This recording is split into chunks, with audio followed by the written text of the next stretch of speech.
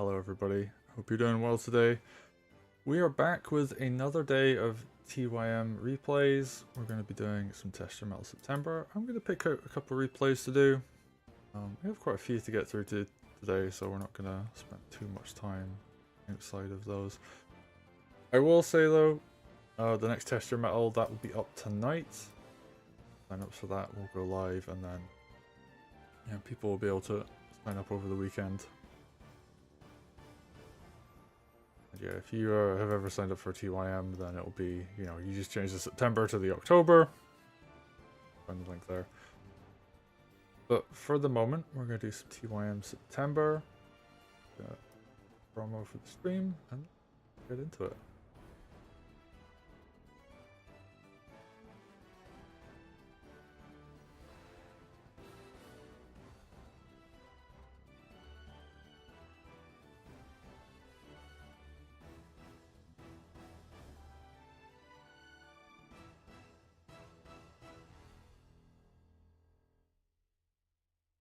Take a look and see what replays we got to do.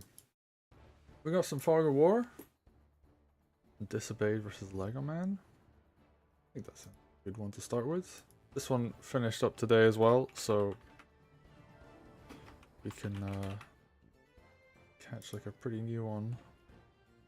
Hot off the presses, as they say. Lego Man. Lighter in the orange. Disobeyed playing Rom. See. Been a Rom in a while. Rom not really considered good enough to play in tournaments, so we didn't see him in any of the championship games, but we do see him occasionally in TYM. Kind of like top of bottom tier, I guess you could say. A little bit stronger than like Sigrid, for example, but needs quite a bit to be used effectively. I'm just gonna have a sip of my drink and then we'll get into it.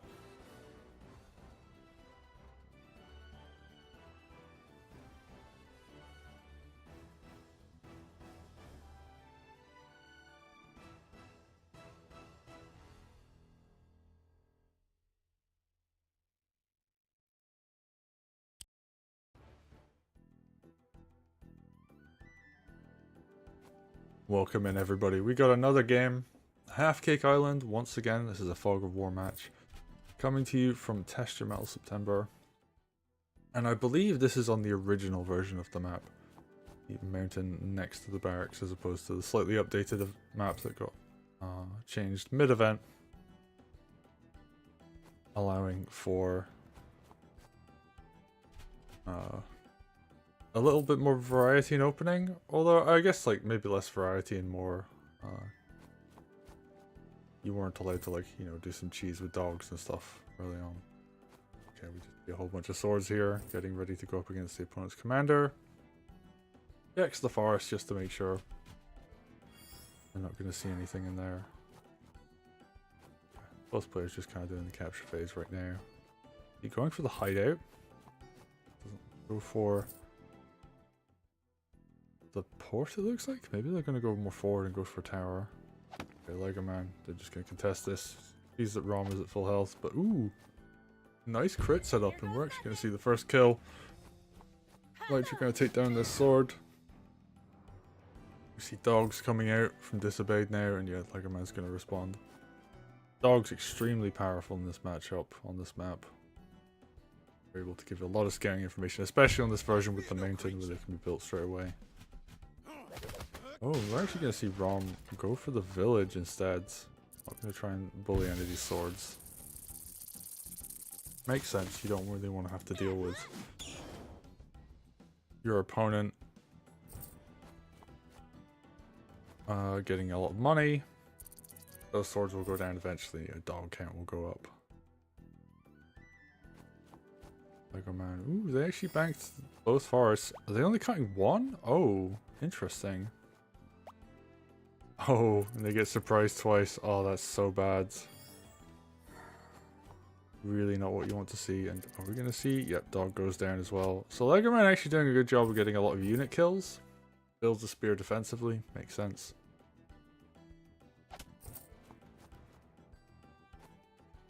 Yeah, we're just seeing most of these players contest with each other. Double cut comes out. Maybe Legoman didn't necessarily want to go for a big chunk of money that turn. Just wanted to go for a bit of smaller income. Okay, but now we're going to start seeing units getting cleared. Lytra actually has tier 1. And I don't know if we're going to see this get used for anything. Interestingly, Legoman has completely skipped capturing up at the top here. Largely just focusing on skirmishing right now. Go for some damage on Rom. Ooh, even with a full spear crit, that's actually not going to be that effective.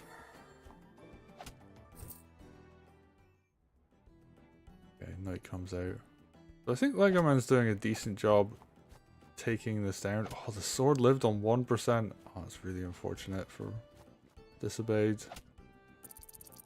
Okay, Disobeyed just has so much more over here, and oh, even has a thief. That's going to be huge. Oh, we got a big eco lead.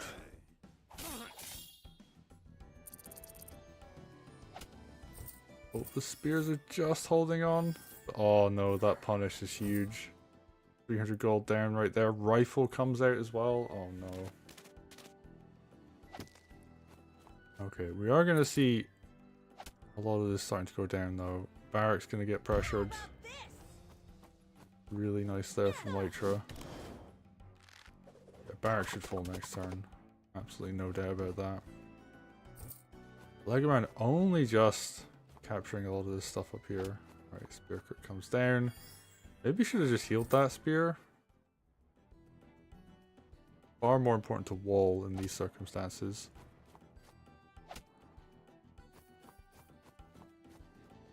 Alright. Disobeyed. Yeah, they're just going to keep putting pressure on. They're going to keep moving across the map. They have all of this production. They didn't capture the tower or this water village though. Interesting. Oh, that spear crit's going to hurt. Lytra already injured at the start. I mean, beach tile is going to slow that down a little bit, but I think Lytra's actually starting to struggle to capture stuff here, and I think the lack of hideout means no rifle, as we're seeing over on this side. Extremely powerful. Oh, but the golem comes out. Legoman. They're looking pretty good on this defense now. That's going to be so difficult to dislodge. Yeah, eventually capturing up here. Ignoring a lot of production actually. Doesn't seem to care about naval at all. Ooh, nice decap.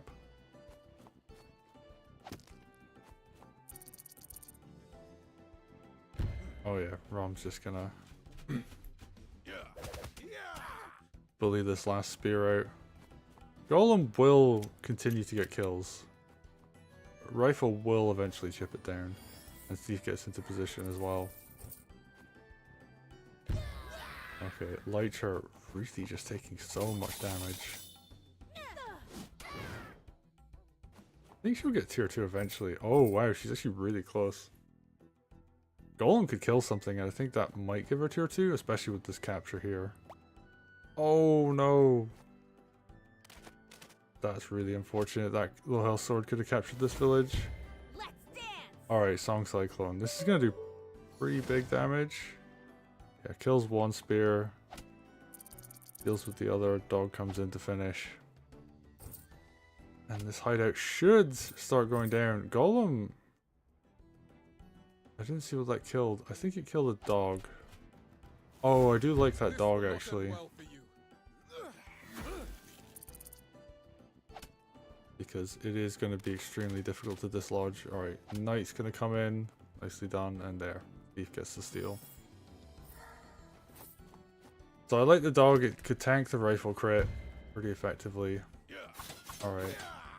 Oh, that did so much damage. But the golem is still alive. Oh, you really want something to recapture though. because yeah, Dissipate is just going to keep producing spears over in this bottom left. Alright, Rifle does get a hit though. So this is actually going to start going down. Seeing more captures on the right buildings. Both Lumber Mills on Legerman's side, so How about this? he's looking in a pretty good position. Lytra's super far out though. Gonna take forever to get to the front line. Oh, it didn't decap the barracks? I mean, I guess it's not too bad because you're going to capture it next turn anyway. Okay. Golem. Probably going to go down this turn. Oh, that Spore Sword. Alright. We're starting to see more trading going on in production. I think Disobeyed's... Oh yeah, he's got the lead now. Getting naval ahead on this map is a huge deal. Like, just that extra econ matters so much.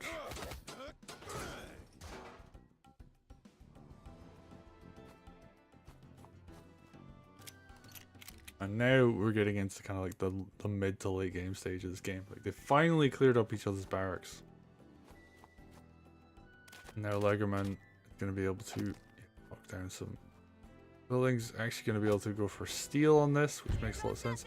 Oh, I didn't have anything to deal with the barracks? Oh, this could have been knocked down last turn. Okay. Rifle plus dog will maybe do it? Oh, doesn't go for the rifle. Just wants to leave the barracks there. Interesting. Wagon comes out. Guess that's to support the thief. There's two thieves there. The Legerman actually really wants to play the long game. We'll see if it works out. And Knight taking a big beating, but as long as it doesn't go down, it's not the end of the world. And this is the point where like losing units becomes like a really important factor. Oh, Harp comes out on defense.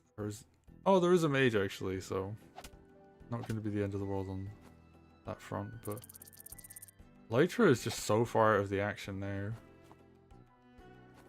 He would love to be like coming up to the front where you can like help defend and stuff. Thief comes in, that's going to go for the barracks, I guess. But this stronghold's wide open. Here I come. Okay, Lytra's just going to hit the barracks again. I don't know if this is worth it. Like, you've got a thief steal on it next turn. I think you're building a little bit of groove, but you're taking so much damage on health.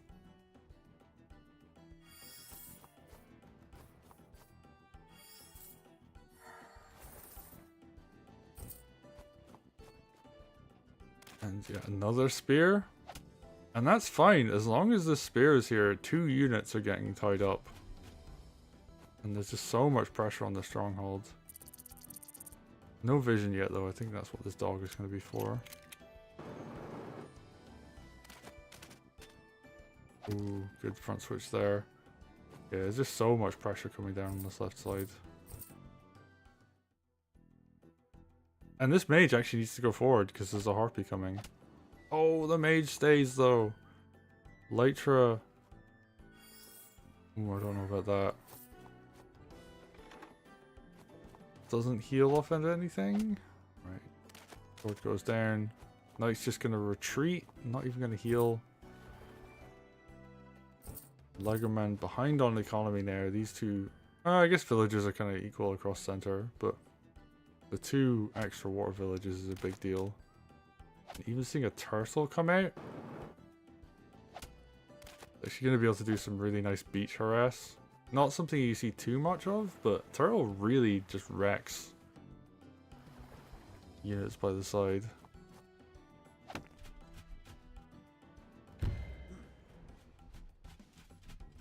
Alright. Again, Rom doing a bit of damage. Gets vision on the stronghold, and I think knights are going to start getting into position. Might not even need them actually. Rom's about to have tier 1, can just walk up and hit the stronghold, and you know, even a tier 1 Rom is really difficult to displace.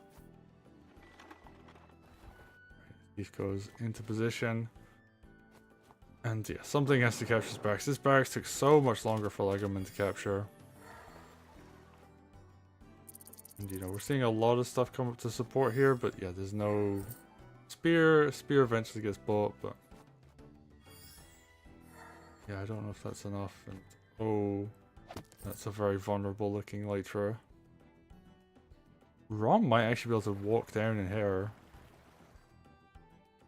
Turtle gives a ton of vision.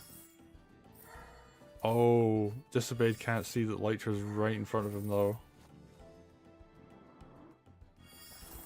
There's just no vision. Oh, if he did, he could just walk down with a Rom tier 1 and kill her.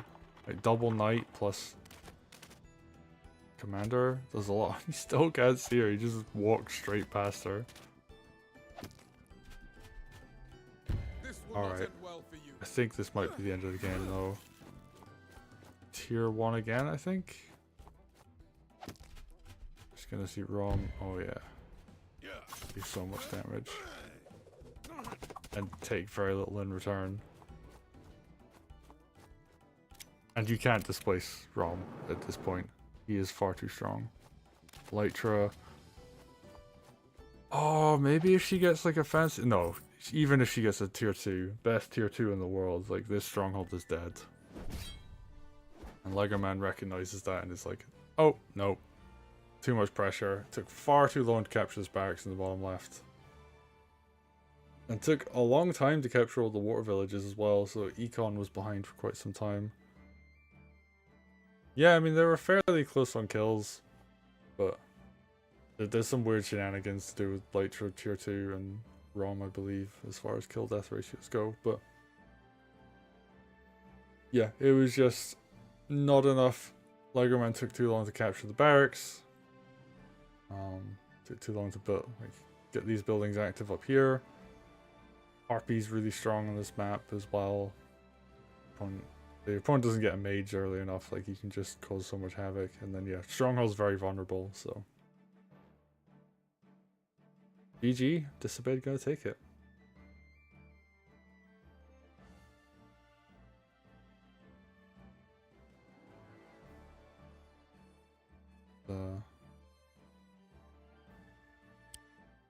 Move on to the next game. It's done. Something to be on Discord.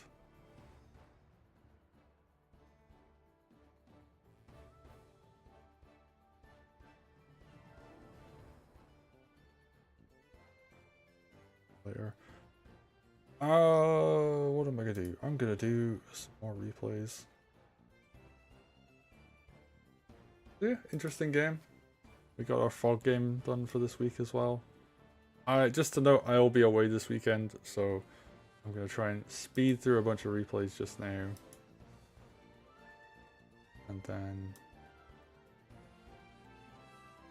yeah, we'll see how it goes. We got a Dendritic coming up next.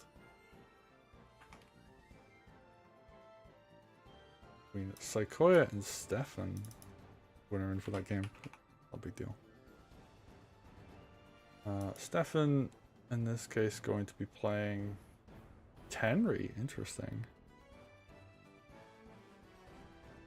I don't get to see too much Tenri. Very strong commander though. We saw her put to great use in the finals for the current World Championships. Then we have Mercia coming out from Psychoia. I actually think is like really strong on Dendritic. If you can get a Golem up. Or Dragon, like she's really powerful. Just because her ability to take advantage of the low unit count. Like, have a very like big powerhouse unit that's very difficult to kill because typically with something like a dragon, maybe less for a dragon, but a dragon you can still take advantage of the fact that it's very tanky against a lot of things. And then, you know, like typically like trading a mage to get a big hit on a dragon is worth it, but against Mercia that just goes out the window because Mercia can just, you know, yeet the dragon into the opponent. As long as it doesn't die, you can either heal it most of the way to full, or if you get tier 2 Mercia, which is fairly common actually, she doesn't get too many good tier 1 opportunities. You can just heal it back to full. And then all of a sudden, like, your army's looking really good. Okay. Let's get into this one though. Stefan versus Psychoia.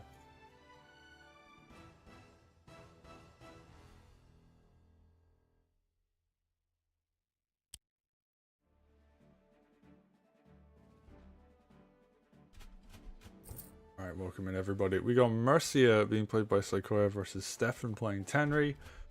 This is Dendritic. That's your Mettle September 2024.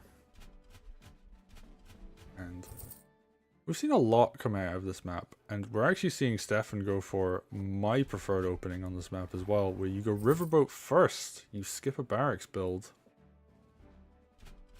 Times out well that you can contest this water village over here.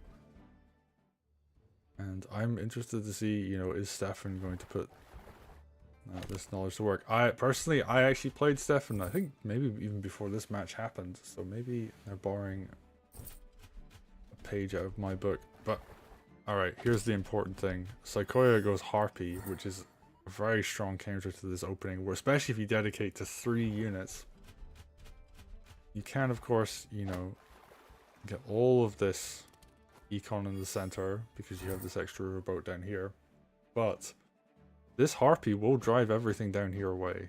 This riverboat will die. I won't fail. And there's nothing to cover it, and this riverboat up here also going to go down, so Psychoia are going to be behind on economy for a little bit, but they are going to get a lot of unit kills out of it. Now, this Harpy up here also going to contest with this riverboat. You will see a merfolk back this up. Oh, and heals the riverboat, but I think the Harpy might still kill it. Goes for the witch though. Will the Harpy kill? Yep. So actually a very big waste of a heal. That's a lot of money and health on this village that didn't need to be burned there. The beach tile will lower that defense significantly and allow for that. So we're actually seeing this even out pretty heavily. Now Stefan though, going to be able to get this witch down to defend over here. Going to start contesting the enemy side's water villages. And we're going to come in, take a little bit of counterattack damage from this, but mostly going to be okay. Yeah, you typically going for this opening, if your opponent doesn't respond correctly, you will be ahead. So Stefan just kind of try and hold on to that lead for the moment. But Psychoia doing an excellent job contesting the center. Builds their own witch. I think that makes sense. It actually gets a nice little hit there. Onto the sword. Slow down this offense on the side quite a bit. Stefan. Ooh, they're putting their merfolk onto the beach, which is very less than ideal, as that allows the other merfolk to be able to get a crit as opposed to your one, which is going to have lower defense and also take some damage, but uses the witch to cover. Makes sense. Oh, this witch up here gonna go for some big damage. Oh, Tenri might get trapped, and Stefan might just be dead. I actually don't think there's a way out of this. That was very deep. Now all of this army is crashing into this position, and this is the point where you're just like, I need Tenri Groove like right now, because that's the only way Tenri is going to survive here. Oh, and even just like the suiciding of the dog just really wants to slow down Mercia in any way possible. Yeah, because Commander, actually Mercia can't even reach, so that's not even really worth it. Okay, we're going to see big damage come out from the Commander. We're going to do a little bit of counterattack, but not a massive amount. Right, just wants to slow down Mercia. That's a lot of damage you're taking. Probably could have used some of that to injure this knight a bit more. And Psychoia is going to do a bunch of cleanup here. Oh, damage is... Oh, actually, no, wait. This is fine. Mercia's got tier 2. I'm here to All of the damage those dogs didn't matter. Healing aura. Everything here is going to heal up pretty much to full. Actually is going to heal up to full. Turtle is going to crit. Deep sea tile is right there. That's a ton of damage coming in. And yeah. Tenri continues to be surrounded. There is nothing that can be done. Stefan is very much dead. 2 turtles now surrounding Commander. Gonna do some damage on the coast here. Gonna try and get some captures where possible. But there's just not enough anti-air. And Tenri, are we gonna see a Commander die to turtles? I think we might. Probably not from the weak hit right there. But they are going to be able to both hit from naval. And yeah, Commander just can't do anything in that position. Hex gonna come in. I think Psychoia wants to style. Are they actually gonna get the kill with the turtle crit? They are. And we get to see a Commander fall to a turtle on Dendritic. Psychoia ending the game in style. Oh. What a play. And really, it was very close. Like, Stefan had an eco lead for quite a while. Lost a couple units, but that's not the end of the world. You can play back from there. But they just went way too deep with their commander, and they sacrificed a whole bunch of stuff in response to that. And yeah, oh, you gotta be careful. Ryosa can get away with that out of anybody because he's able to dash out fairly consistently. But even then, that was such a deep position for your commander to be in. And yeah, just turtle on the beach. Easy surround on commander. Sure, the commander wins that exchange very well, but you know, then you put the turtle in this deep sea tile and everything changes. So, well played. Psychoia gonna take it.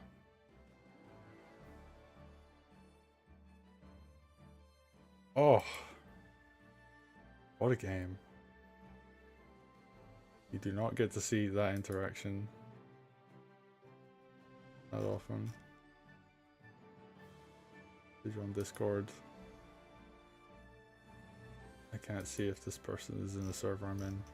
I'm gonna assume it's a random spammer. Discord, you get so many random invites from people. Very annoying, but whatever. We are not here to discuss Discord, we are here to discuss Wargroove.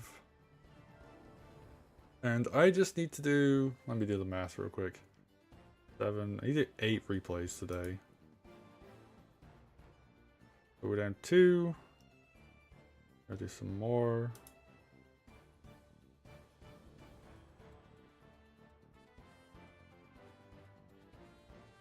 Let's see if anybody wants to join for commentary.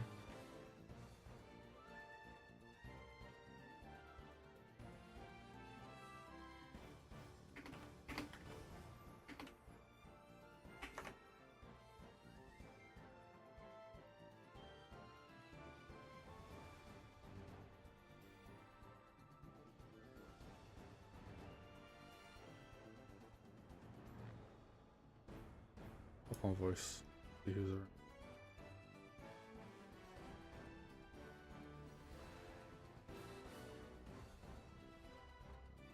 So far enjoying it.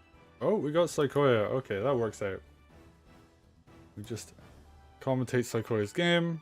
So we can get some Psychoia on some commentary. And we can maybe do some in memoriam. I think that would be choice. I got a bunch of in memoriam games actually, so take this opportunity to get some more done. And I think in memoriam doesn't have like a lumber mill or anything, but we don't have to worry about needing to restart the game or anything like that. So let's pick some in memo games. We got a Mastro versus Mr. Cat game. I think we can go for that. Yo, welcome in. How's it going? It's okay. I'm still, you know, on a break, I guess. I mean, I'm not really on a break anymore because I started looking at stats about the tournament. Oh. Oh, your mic just got very staticky.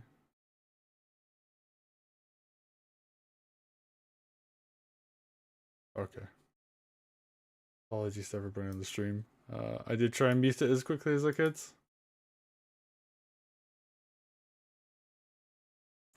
We'll get Sequoia back in a minute.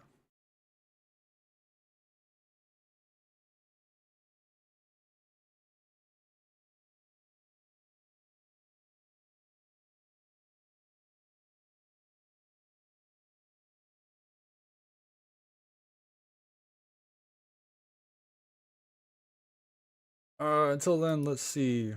So this was Master versus Mr. Cat.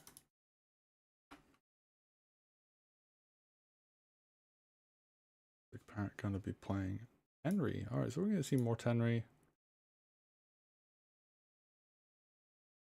Oh no, wait, Lytra, sorry. Kindle replay.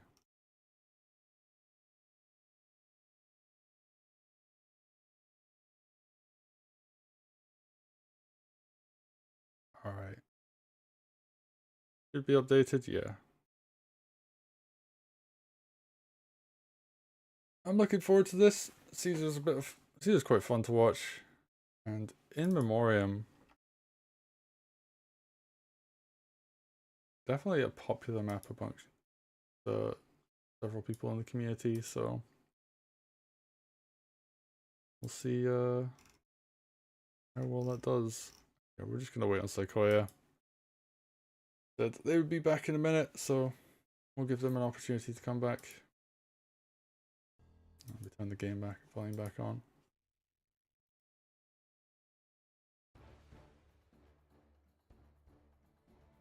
Welcome back, Sequoia. I cannot hear you. Hello. Oh, there we go. Right, Alright. You're sounding clear now. All good then. Nice. Alright, are you good to do some In Memoriam? Sure. Alright, we got a bunch of Mastro games, so like, let's make Mastro's day. We'll talk about him being good at this game. Or being bad if he loses, you never know. Oh, also true.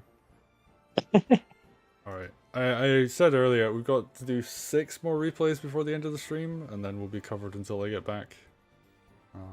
Alright, well, better get to it then. Alright, let's get started.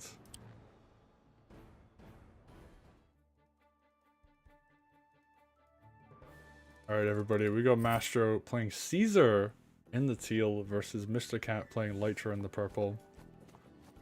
They're taking this to In Memoriam, and already we're seeing an opening difference actually.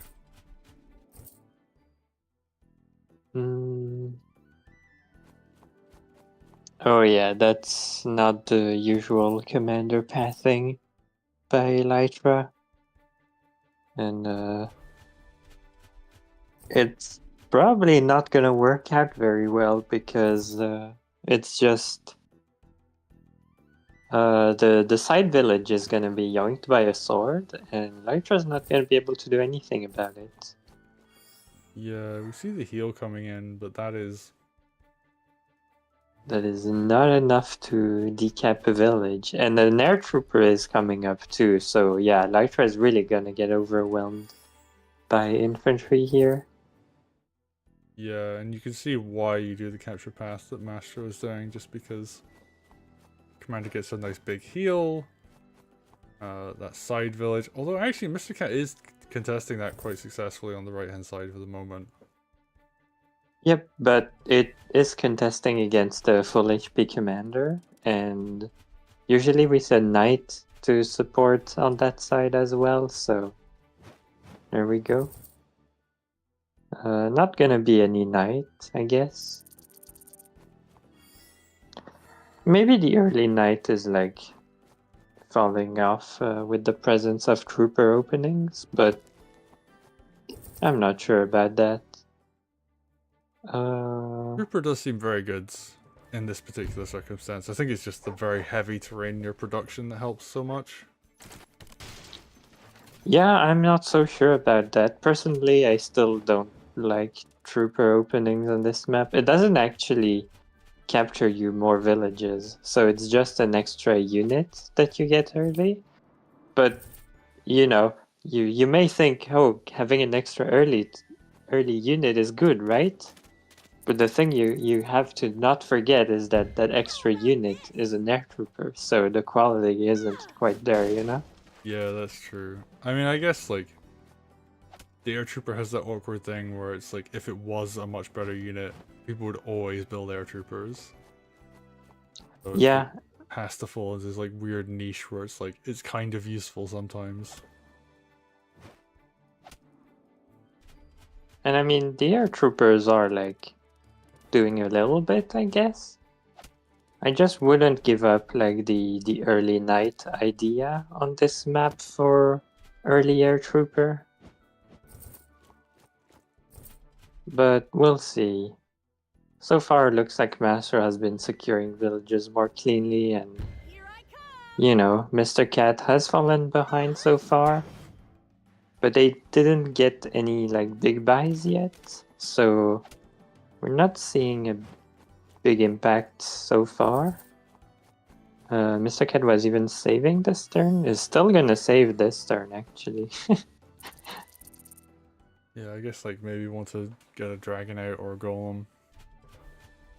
Oh, is this dead commander though? On the river. Oof. Yeah. I that's a mean, that sword looks to suicide. be dead, I suppose. Dog comes in. I don't Maybe. expect Caesar is gonna get groove in the middle of this, right? Probably. I would assume that's why. Yep, there we go. Caesar gets groove. Oh. Yeah, very dead then. Oh, that is incredibly dead. There is so much overkill here. Even gets a It doesn't mage heal. actually need the groove. Yeah, you do need it, I think. Yeah, I think There she we lived go. on like 1%. Let's see. Yeah, 1%. Oh, and even moves extra units over with the balloon. Alright, what's gonna kill here? Another mage heal comes in. And oh, there You is gotta so get much the overkill. maximum overkill. I messed That's up. like 35% overkill. More than that.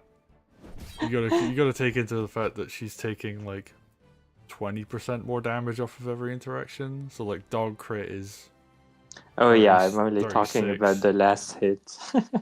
Alright, yeah. That's a 35% overkill, yeah. And then there was another dog and a spear. Oh, so yeah, well played. Smasher gonna take that one pretty cleanly. I think opening difference was like the big difference there. Yeah, and also Mr. Cat got surprised by Mastro getting groove, Yeah, it's which also yeah, you gotta keep checking that, I guess. yeah. I mean, I guess there's also the fact that like it's surprising how vulnerable commanders are in rivers, even to things like swords. Yeah, I mean, pretty much everything is really vulnerable on river. Yeah, but you know, you would think, oh, you know, a sword only does 15 to commander. You don't really consider it a threat, and then it's like, oh wait, actually, it's doing kind of close to like 18 at that point. And then dogs are hitting a lot harder, and crits are hitting for like a third of your health. But all right, Master takes it. Well played.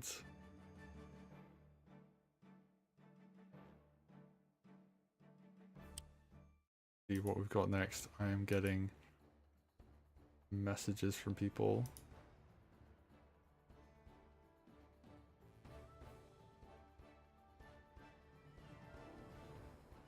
Okay, people are DMing me on Discord instead of saying things in chat. Also, welcome in, Scar. I hope you're doing well. People can use, I guess, like YouTube. There's this weird thing. I don't know if anybody else has this, where my personal account on YouTube for a long time was like some random name I made when I was like 14, maybe something like that.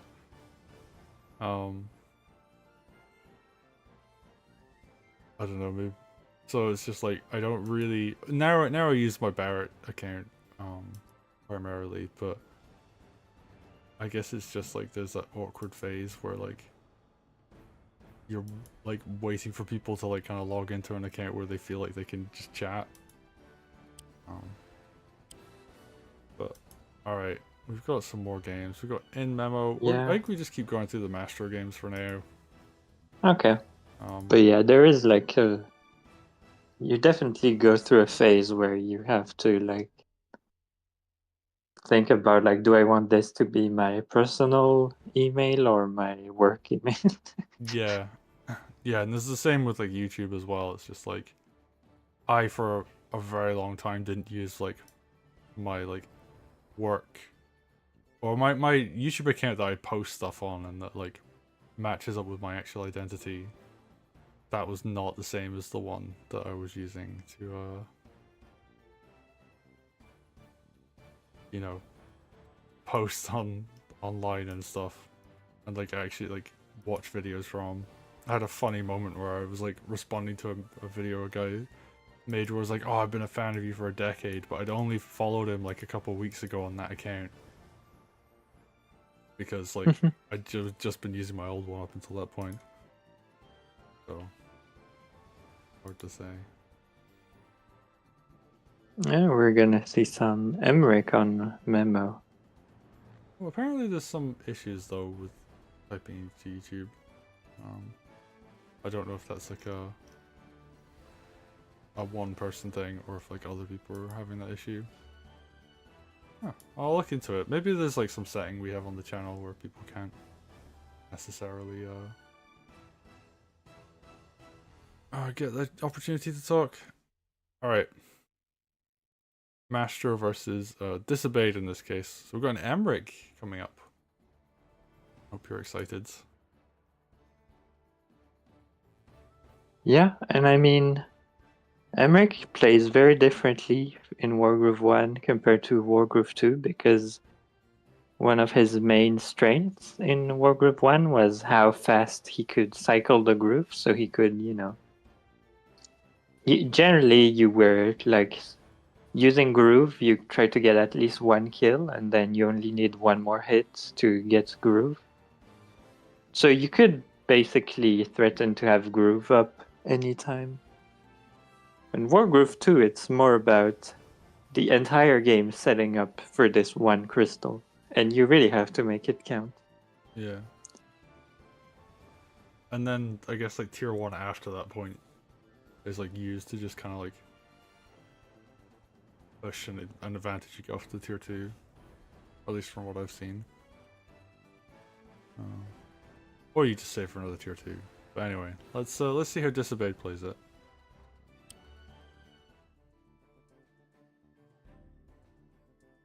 Alright everybody, we've got another in-memo game. Disobeyed gonna take on Master this time.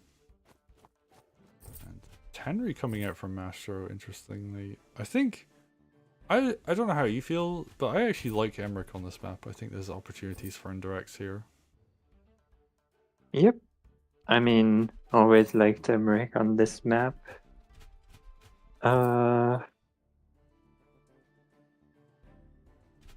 You do like kind of lack a bit of early game presence because, you know, it takes a while to get crystal.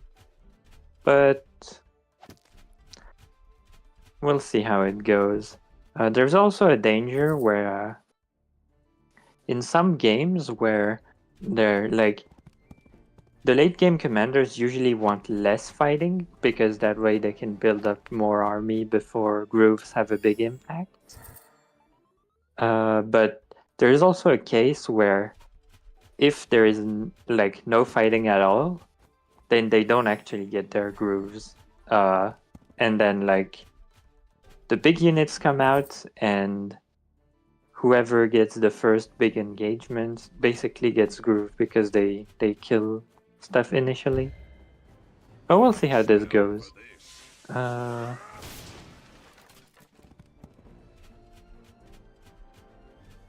Let's see. Henry, an interesting pick on this map. It is quite close quarters, so it is pretty impossible to keep keep some units outside of her range if you want to avoid her grabbing them. That being said, it is also some pretty blobby formations, and these tends to be easier to Tenri proof. So we'll see. Oh, was that a night crit on the right I side? believe it was. It one-shot the sword in forest, so... Yep. Nice little punish there from Disobeyed. And Wargroove 1, that was RNG. And now we can do opening stuff like that. Nice. But yeah, committing quite a bit to the early sword harass, which is usually what you should do. Because if you don't, you're still gonna lose stuff later on. Because your stronghold's gonna get pressured. So might as well, you know, do it on your own terms, I suppose. It makes sense, and yeah, just I guess you want to build a lot of groove as well. And this is true for both commanders. But Emmerich really wants the tier 2 at like the right time. Ooh, we even see the sword hit on the knight. That actually trades very favorably for the sword. I know the sword hits normally do gold wise, but the knight can't even kill the sword on the counter attack there. Yep, and you know, knights you usually want to keep full HP, especially on this map. There is villages near the sides that you usually aim knight crits at, and you kind of really, like, it's one of the main targets of the knights, and usually that village is on very high HP, so if your knight isn't full, then you can be not able to threaten that. But let's see.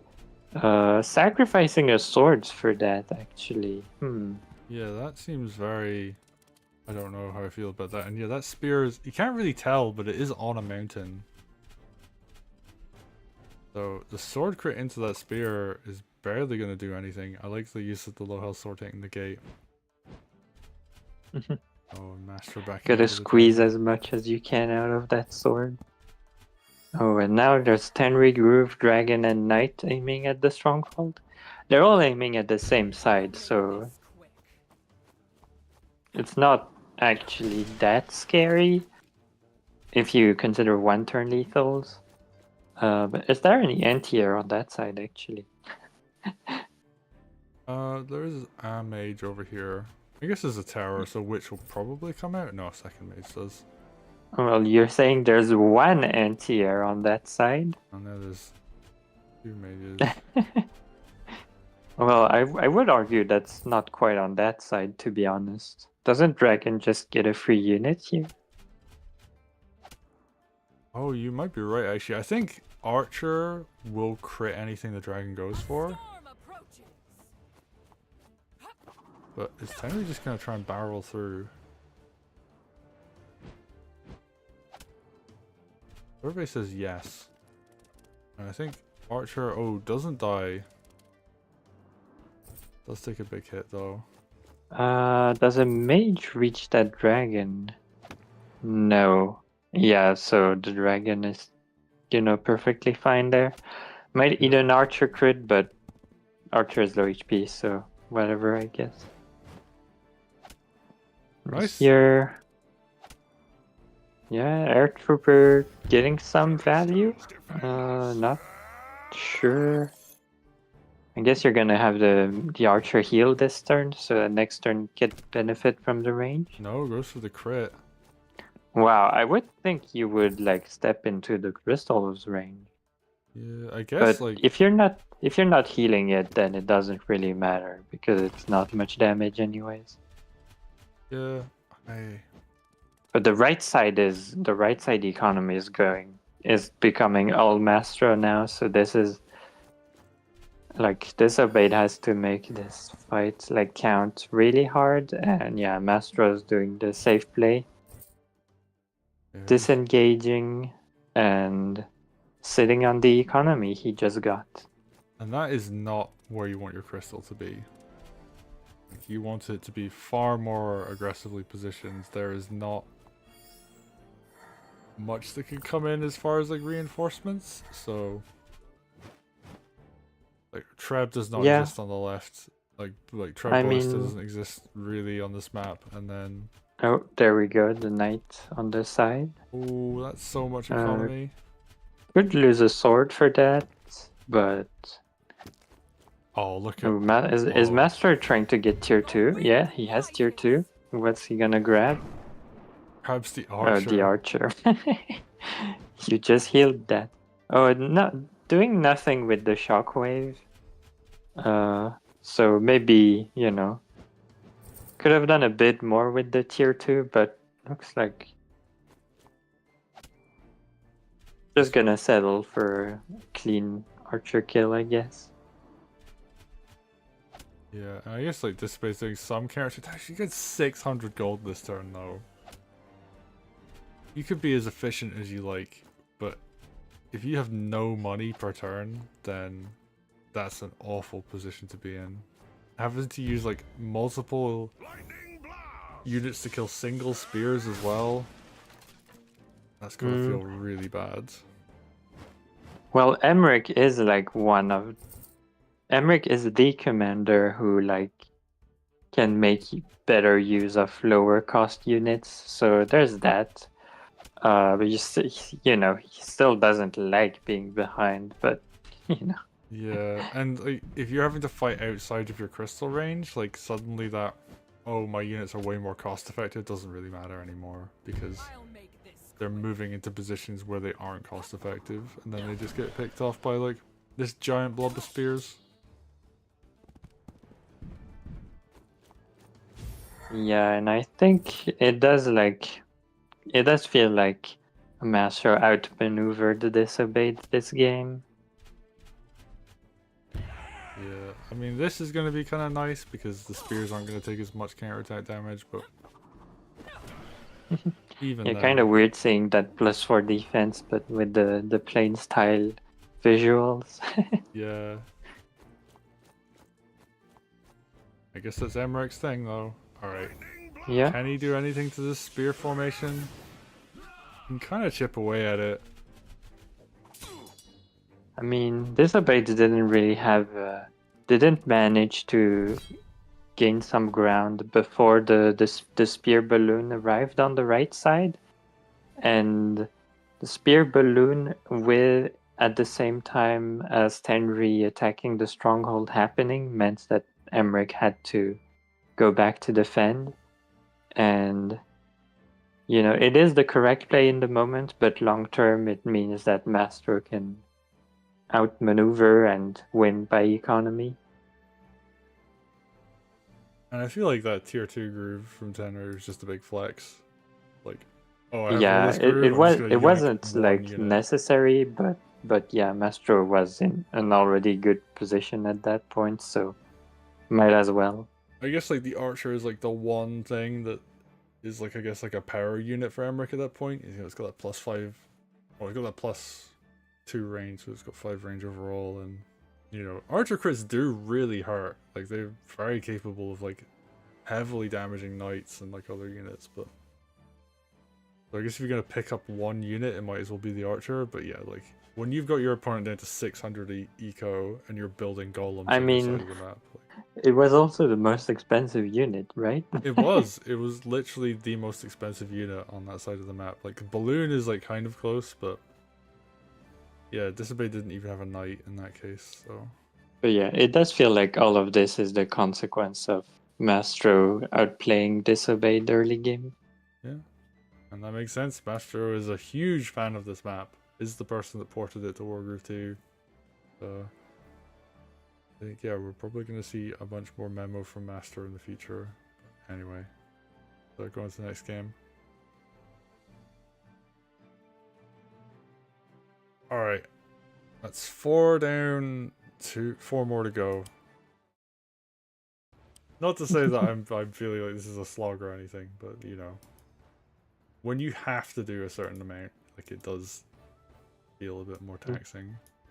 I mean, gotta keep track of your progress. We'll do this one. Do we want to do this one?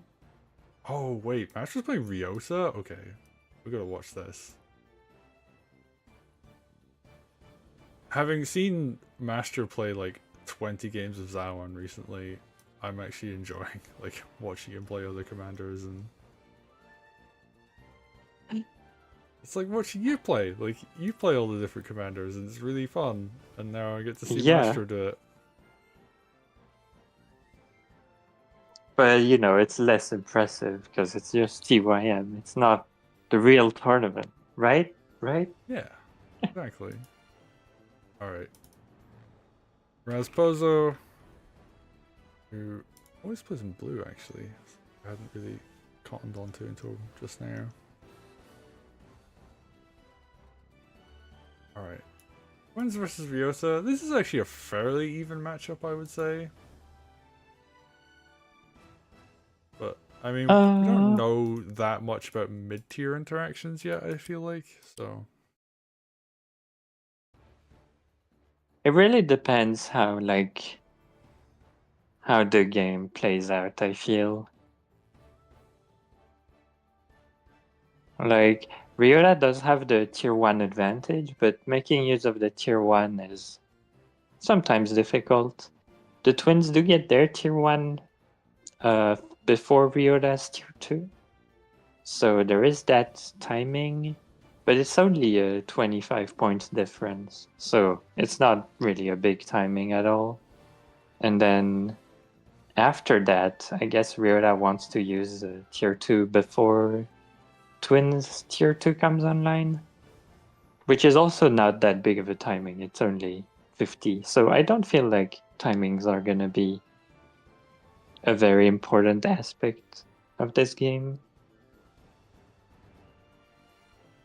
Well, let's see. Because you can definitely do some work with Ryota tier 1 in certain circumstances. I'm actually curious how that's going to play out on Memo of all things, but yeah, let's get into it.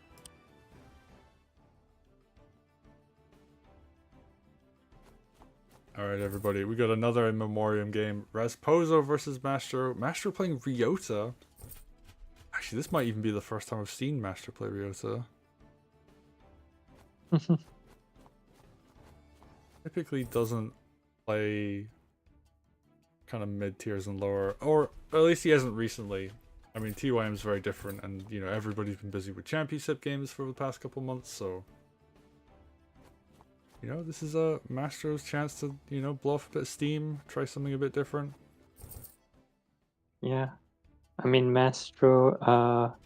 I will say this is not my favorite color combination for Ryota, but you know, Mastro only picks one color, so what can you do? Oh, it makes him very consistent for doing. Yeah, it makes your job easier, I guess. It really does, but you know, I just do thumbnails, right? So. I will say, don't think Ryota tier 1 is going to be very useful on In Memoriam, because I think by the time you get it, you're hitting something with the commander hit every turn anyways. And Ryota tier 1, like, its main uses are the mobility and the range. But if you compare it to a regular commander hit, it's not that much better if you're not taking advantage of the range and mobility. So I don't expect we're actually going to see the tier 1. Yeah, like typically you would see it to, allow for like potential kills early game where there's like a sword backing up the commander nearby. Or like hitting a village and an enemy sword at the same time so your sword can take a village down, like stuff like that. Yeah.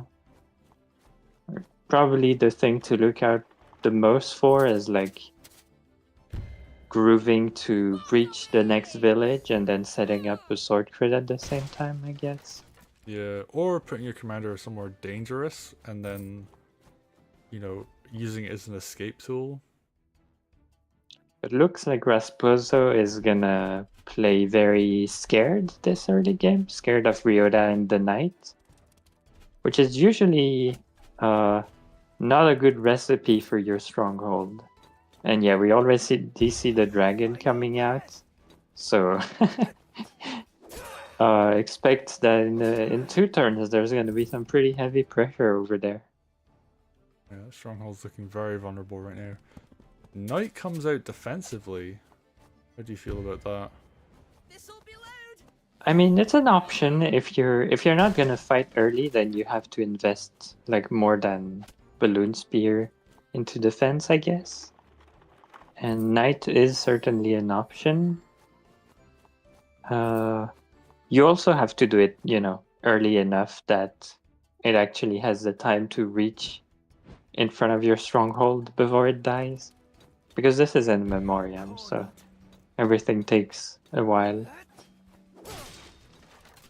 Very setup heavy enough. And oh, this is the exact percent, I think, to take down the 70% village, so. Yep, and that's why you kind of want to fight a little bit, is that if you don't, there's this chain of perfectly exact kills for Commander. And if you delay it by just 1 turn, then suddenly all that whole chain just doesn't work.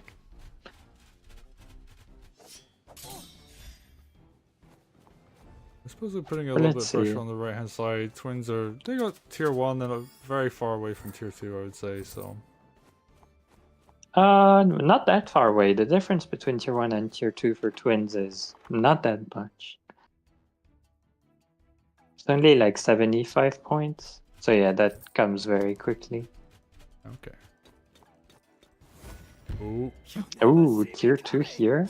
yep. What's it gonna be? It's the witch. Oh, that's so good. Wow.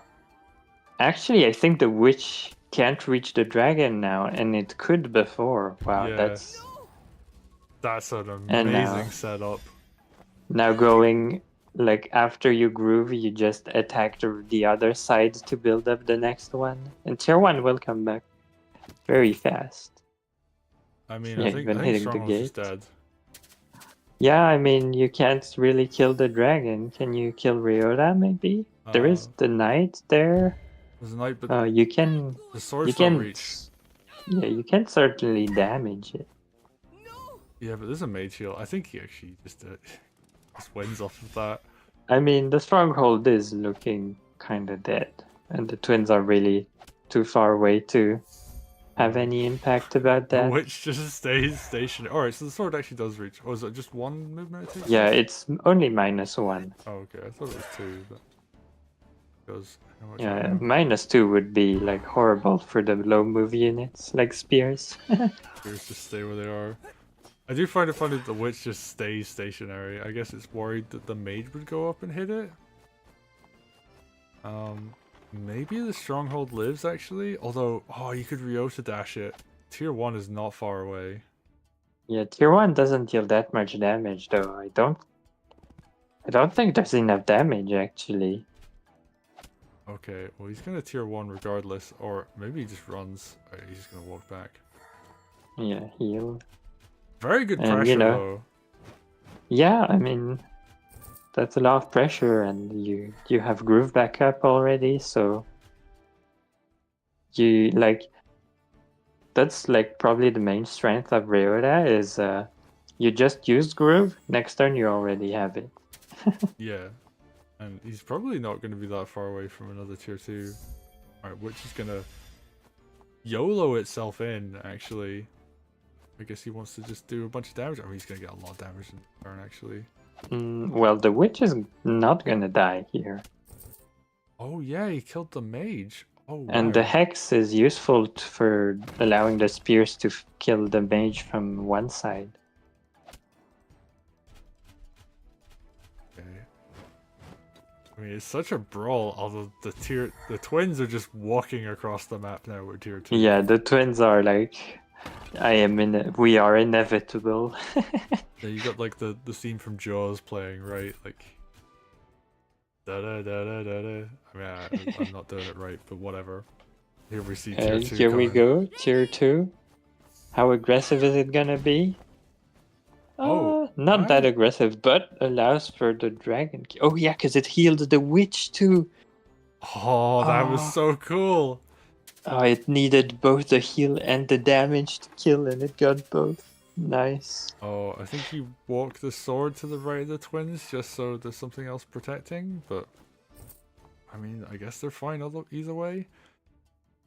Can Ryota get tier 2? Oh, actually, Ryota tier 2 could be really dangerous this turn. You can line Don't up think a you can sword get crit it after this potentially. turn. Okay. There's not that many units on the field. Right, there we go. And this really went from a game where I was like absolutely sure Master was gonna win to this is really close actually. You could go either way. Yeah, this is fairly close. And it's funny because they have two different, they like both twins and Ryota have different form of like persistent groove pressure. Ryota because his groove is always up, and the twins because the groove stays on the field for multiple turns. So yeah, you gotta know about the groove interactions in these kinds of games. But oh yeah, I mean, I wonder if that mage heal is even enough, to be honest. Oh well, there's a big wall there, so Like, Ryota could get tier 2 this turn, though. And then, you know, like... I guess there's not that many units around, but... yeah, spear on the mountain to the right. There's only like It what, does two feel sides like open? you could dash, like, horizontally through that entire wall. Yeah, But looks like no lethal here. And they're not gonna fight in the emblem for too long as Mastro. oh yeah, like you just don't want to give your opponent free health and like look at this, like just yeeting a sword in because you can, because it will just heal up. Oh, balloon gets picked up, but not actually something you want to let happen because yeah, like once twins get rolling with multiple grooves as well, they become very scary. Yeah, but getting multiple twins groove is like way harder to do actually. Because usually your opponent, you know, doesn't want to fight near your groove, so the groove gain slows down after you do. So the constant brawls necessary for multiple grooves are more rare. But I will say Master did have like an eco lid like so far this game. I mean, I guess Rasposo is getting some pretty good value from all this healing in the groove. But Mastro does have a golem and a dragon now. First dragon did die, so it's actually the second dragon. Yeah, I mean like, Witch is pretty strong. Oh, double golem. Yeah, Master is like very much like, I'm just gonna get eco leads, and then I'm just gonna, you know, pump big units out. And I mean, Mastro is like in an aggressive positioning, so he doesn't really have to worry about how long his units are gonna take to reach, because he can always fall back and meet up with them, I guess, if the fight looks dangerous. Oh, and now the dragon's gonna go get that top right village because it's on road. Oh yeah, nice Well, easy kill. could probably decap it anyways if it's exactly 70%. 68, so.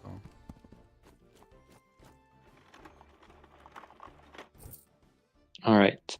I do wonder what groove charge our commander's at right now. Well, obviously maxed out groove. Ryota's had full groove for a while. 81% on twins, so. Yeah, so this is a very explosive situation because they have powerful grooves at the ready. So yeah, Mastro not gonna be playing with fire too much. As in fact twins job, but I mean part of me is like, oh, I wish he would just groove more with Ryota because he gets it back, but I could respect like just holding it because that's a lot of just damage and you have to, Yeah, as the and person. usually, like, even if you have Groove, if you don't have the opportunity to use it, then, you don't use it, I guess. And there is, like, one thing about this is that usually you want to follow up on with your army, with the Groove, or or vice versa. But the thing is, if there's no fighting happening, so you can't follow up, it also means you're not wasting that much groove because no fighting is happening either. Well, we see But the big speaking groove. of grooves happening, yeah. Yeah, that opens up a lot of these spears dying. Yeah, Like- the spear crit train is gonna, well, keep going until there's no more spears, I suppose. Yeah, and that's this mobility, all these dogs, this balloon being able to move the spears in. Oh, do you see this one tile on the flagstone below the mage? That looks like a very nice spot to put a fire. Oh yeah. Yeah, you engage, you have to be ready that you're gonna eat a groove in return. Okay, what's this there? 99%? Alright, something. Archer hits, okay. Yeah, there we go. Oh, maybe looking for a tier 2. Gonna save it? Uh He is, okay. oh, gonna save for the next turn. It might be too late next turn, but I guess Rasposo prefers to, like, we saw it earlier, Rasposo maybe prefers to groove like Oh, good kill on the oh, golem. nice, yeah. Good optimization of the order too, to not eat the counter crit. Yeah, that said, there's another golem and 2 dragons behind this, so... Yeah, and yeah, we were talking about that. Ryota grooves up. Oh, no. I think you could kill the golem with groove. Okay, without committing the mage, I was about to say, but There's 2 more mages behind this, so... I think he's fine yeah. with losing one.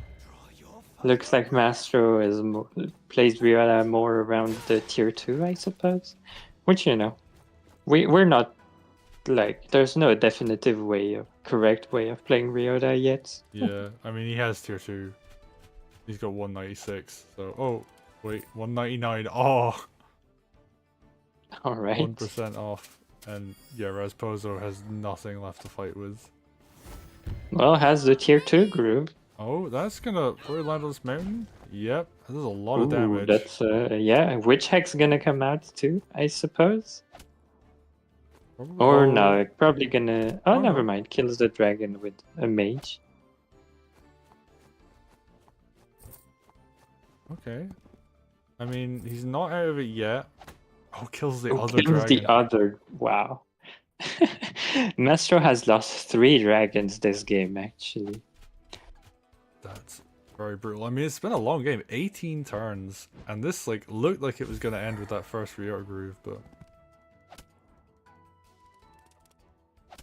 And there's units fighting behind Rasposa's stronghold. yeah, it's not something you see every day. Oh, double spear crit though. That's also generally a sign that your stronghold is gonna die. Yeah. Okay, and yeah, we're gonna see groove. This is gonna kill stronghold. Oh, kills an extra unit on the way out too, and flashy way to end. Master gonna take Yeah. it. There we go. There's actually a very BM way to finish off with Ryota Groove. Is like you dash tile by tile, and you have the last dash finish it off. That is extra style points for doing it that way. Okay. Yeah, very nice game actually. They were mostly using their tier 2s, which is perfectly valid, and would have wished to see both tier 1s and tier 2s from both commanders, so we get more information on these commanders, but a very nice game regardless. Yeah. Very well played. And I love the early pressure for Mastro. And the recovery from Rasposa was pretty good as well, but I feel like Mastro has done a very good job in all of the games we've seen on In Memoriam from him, where he's just able to get a lead. He just knows the opening super well. It just plays out very well from there. But Rasposo managed to kill a lot of power units in return, so big props to Rasposo playing a good game there.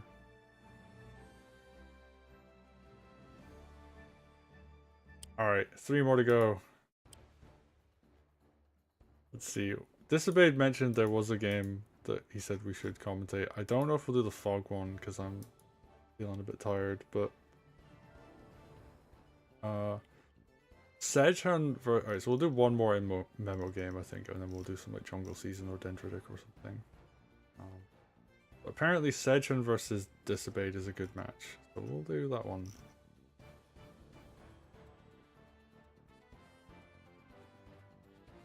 Yeah, maybe if you want like a set number of games, maybe not picking all in memoriam is a way to not get stuck forever. I mean, I did want to get through them because I know Mastro wants to commentate a bunch and do like streaming as well, so these are ones that he can't do. Yeah, I guess. So, but yeah, we can chill and do some. Right, I gotta find this game though. Another issue.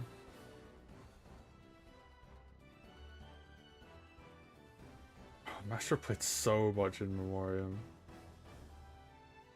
Oh, there's like so many good replays here, like Sedge and playing Sedge and like Master only entered in memoriam, really. Oh yeah, I mean he definitely got his money's worth out of this.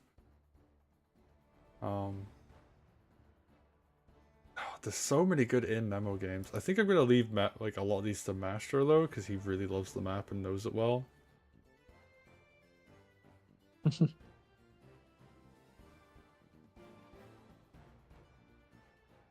I see. I just looked at a Dendritic and I'm like, oh, that looks cool. And then it's like Zawon versus Zawon, and I'm like, maybe another time. Why, you're a bit sick of Zawon? Something happened recently? A little bit. I could do with not watching any more of him for a while. Okay. I'm actually just gonna use the search function.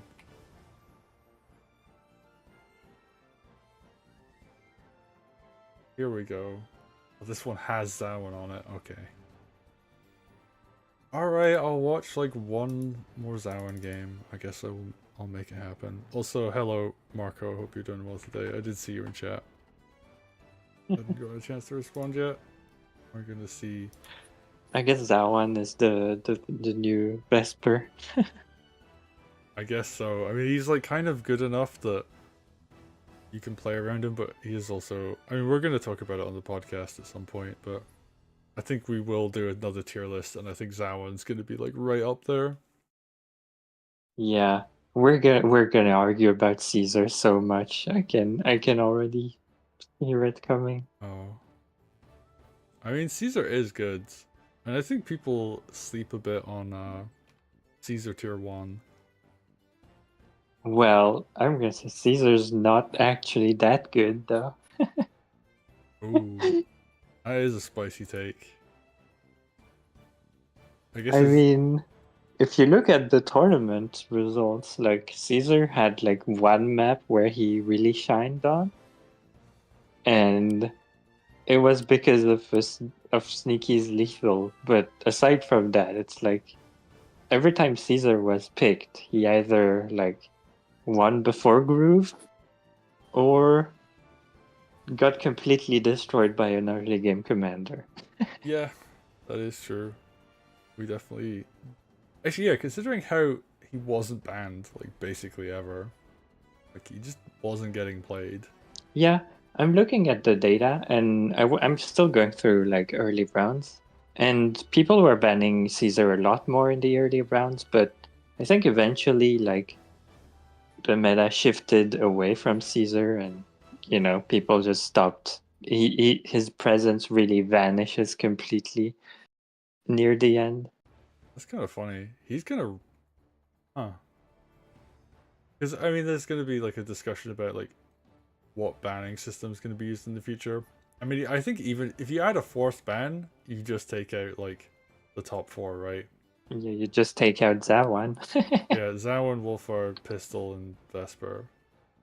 And then like beyond that, I don't know, like the game And actually then feels... beyond that, we get to have fun. Let's go. I do think it varies a lot more beyond that point. Like, that's going to be the argument, right? Is like, is Caesar in the top... Is the top 4 so far beyond like the top 6 or whatever? Or is like, or would Caesar just get played all the time? That is I the mean, question. the thing is, we start getting into commanders that can be very strong but are map dependent. So then it becomes different, you know. Yeah. Because the top 4 like are kind of just good on like most maps. Well, let's get into this. Actually, I'm looking at the stream time. We've actually done pretty good work of getting through this many games. 5 games in just under an hour and a half, so good pace. Let's keep up the good work.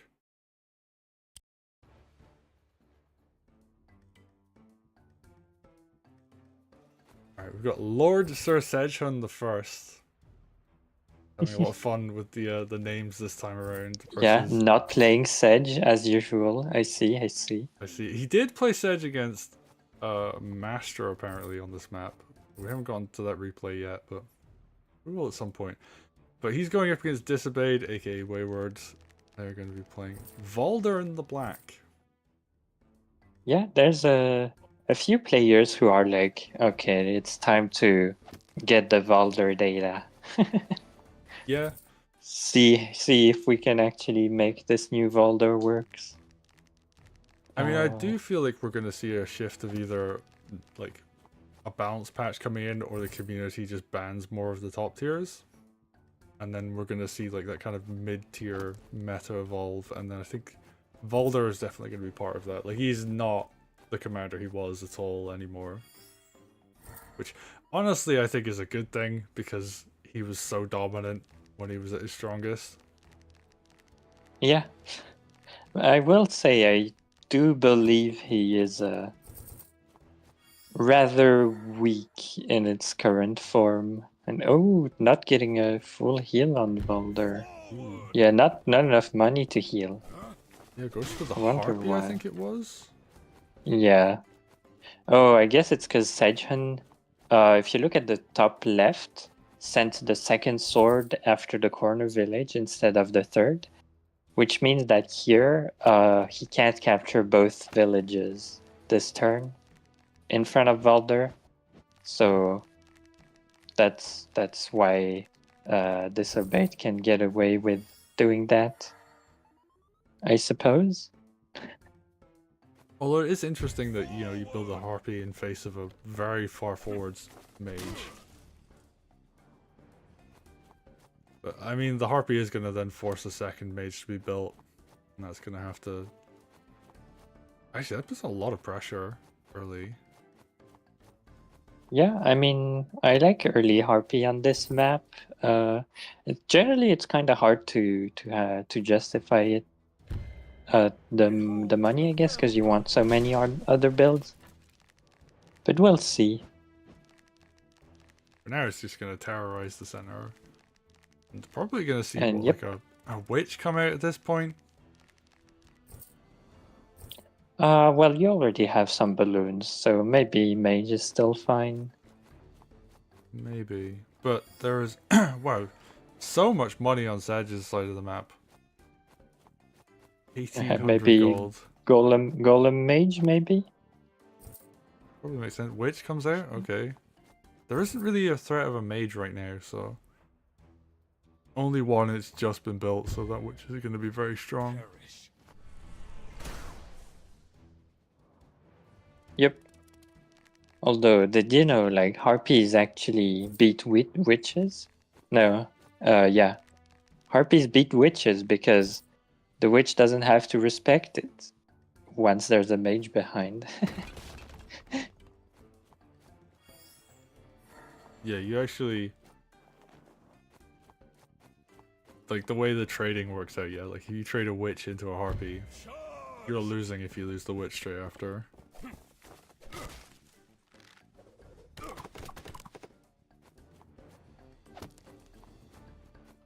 And I think it's But something like let's harpy see. crit onto a witch also means the harpy still lives. So you can keep it as a Yeah, I blocker. believe that is the case. Okay. But all right, I was about to say like the early game wasn't very aggressive so far, but looks like Disobeyed is making some plays happen right here. Oh, I just realized what he did, and it's so smart. Sacrifices the harpy so that the mage can't kill the balloon. Yep. Oh, that's really clever. And I think Valder is going to come up on tier 2. Although, does the mage on the left reach for a mage heal? Yeah, it does. Oh, that's so So unfortunate. that's not actually gonna work. And now Zawan, Groove not even necessary to be honest, but I guess wants to keep that mage around. I love the idea And of now, it, but yeah. yeah, it's a very sharp idea, and the thing with sharp ideas is they can be very good, but if you fail at them, if you fail a tactic, then it can be very bad. Yeah. Ooh, seeing some good kills come in here. Oh, yeah. Valder is not near tier 2 at all. Okay. Yeah, I not think gonna get any closer hitting these vines. also another interesting contributing factor is the mage was on a flagstone. I think if it had been on planes, the harpy would have chipped it for just enough that it wouldn't have killed the balloon. So there's like layers of strategy coming in here where in like another circumstance where the mage was on planes, I think it, because it was on 96 after the mage heal, it would have Oh taken a little right, bit yeah, more. that's very possible. Oh, Sage just loves healing vines. I think he also just loves healing commanders, so there we go. Yeah. Does both at the same time. He is a prolific plant expert and collector as well in real life, so maybe that plays a factor.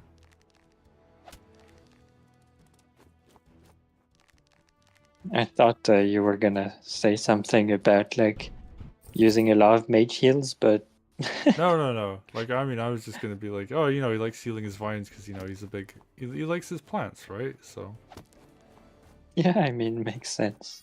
yeah. I mean, like, not everything has to be about, like, gameplay, you know? Like, it can be about style as well. Goes for the dragon hit first, which, I don't know, I feel like the dragon's, like, the more valuable unit there, but... Yeah, it doesn't auto heal as well. I mean, like, one thing I'll say about Sedge, like, he does so much stuff that isn't optimal, but he still makes it work. yeah, he tends to play his TYMs live too, so there you go. Very true. And is kind of ahead right now, Oh, eco-wise. Yeah. Has like by quite a significant amount actually. Yeah, starting on 700 is not where you want to be. That being said, he did pop tier 1 already. He's got another one actually coming pretty soon. And Valder, he's slowly trudging his way to tier 2. It's actually really difficult to get tier 2 on Valder at the moment anyway, I would say. Because you're not using your early groove pressure to like get any big advantage. Yeah, and I mean, I feel like the payoff isn't very big on Valder tier 2 as well, but you know. I guess I that feel early like tactic of sacking a harpy did not help either. Yeah. I do feel like if Valder was released in its current form, we would have a lower opinion of him because it feels like we still have memories of the OP Valder. But looks like, yeah, this looks like a Disobeyed, knowing they're behind and they have to all in something. and is gonna all in the stronghold while Zawan is going after some villages far on the right side. Yeah, actually everything's out of position here. Like all the golems are, like these heavy units like the spears, like the commander. Everything. Yeah, it's a bit here. questionable this pathing by the golem, to be honest.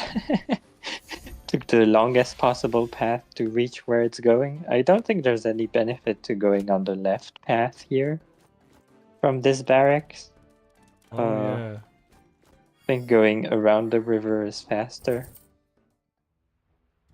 And what can this Abades do now that everything has collapsed here?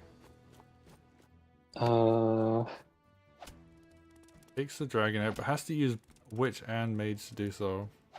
Looks like they're charging up tier 2. Yep, they are going But to get it. not many swords left. But all the swords had to be used to charge up the groove. Yeah, still needing... Oh, this wait, might be enough. the sword crit? Oh yeah, one sword's gonna be able to go around. Oh, and then Ooh, Golem reaches very, there as well. very nice find. The sword crit is enough. Oh, okay, well, Golem was there just in case. And really good comeback, actually. Really nice all in. Yeah, and I mean, I guess one thing that Volder, does not as well as before because it was very, very OP, but does still pretty well is killing strongholds. He is very good. And I do remember a lot of people were joking about how, like, oh, you're never going to get to see, like, many Volder opportunities to crit Stronghold and all this stuff. And yet, almost, like, not all the time, but fairly commonly, we see Volder walking up to their opponent's Strongholds, like, either through an all-in or through some other strategy, and then lines up a crit. And even the regular sword hit with tier 2 still hits Stronghold very hard. I think it's base 30 damage. Yeah, it should be like 30 or 31, I think.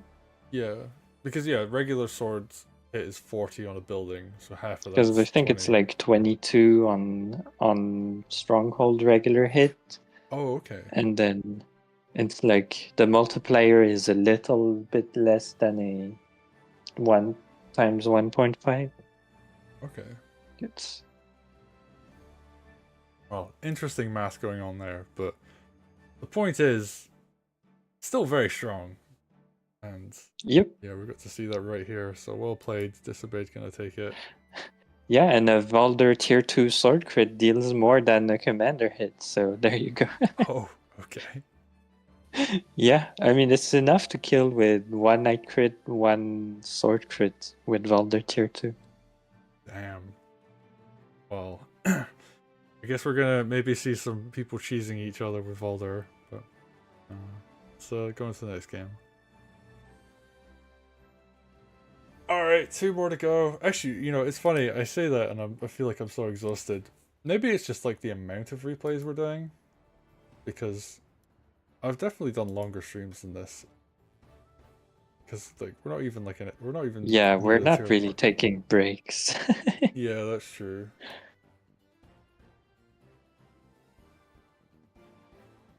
I had a realization today. Just for something a bit off topic, we'll take a small mental break. I was walking outside today, and someone when you like walk around a corner, you can either like hug the wall and you potentially collide into someone else who's hugging the wall because there isn't much reaction time. Or you can kind of like distance yourself a bit, but it's like it takes a little bit longer to go around. Like when we're talking like half a second difference, right? But people still hug the wall, and I realized as I was going around the corner, that the sun was in my eyes, and I couldn't really tell that beforehand. And what occurred to me was that the person walking towards me was at advantage, right? We'll say like first turn advantage or whatever, because they can know the sun is behind them, and then they'll know they have a clear path of vision. So like part of me was like, in a circumstance where you have the better path of vision, because you can tell because you can look down at the ground and you see your shadow in front of you if the sun is behind you. And what I realized is if I'm ever going around a corner like that, I should check to see if I have vision advantage over the person coming the other way potentially, and if I have the sun behind me, I should veer away from like standing next to the corner itself when going around one, because the person coming around the corner into me is then suddenly going to get blinded, and they're going to have a slower reaction, and that like means we'll be more likely to collide with someone randomly. I don't know. Does that make That sense? sounds like an overly specific example, to be honest. I mean, maybe, but it's just like a very simple, like, I think it makes sense to check your shadow when you're walking somewhere, because then you'll know if the other person has like good line of vision or not. Well, the thing is, I'm very tall, so it's very rare that people don't notice me. True, but you can still come. So I come have out that of advantage, I nowhere. guess. I mean, I am also Yeah. very tall as well, so I guess around corners, it's like maybe there's. I don't know.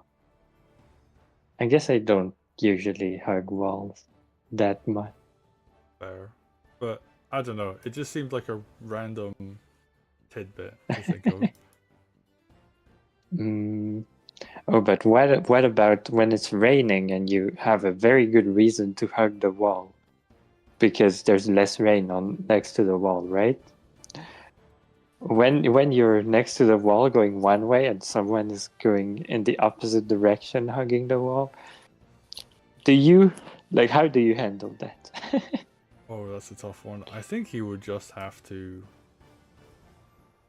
go around it slower.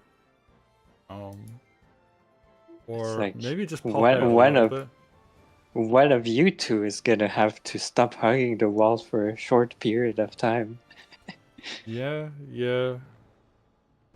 Huh.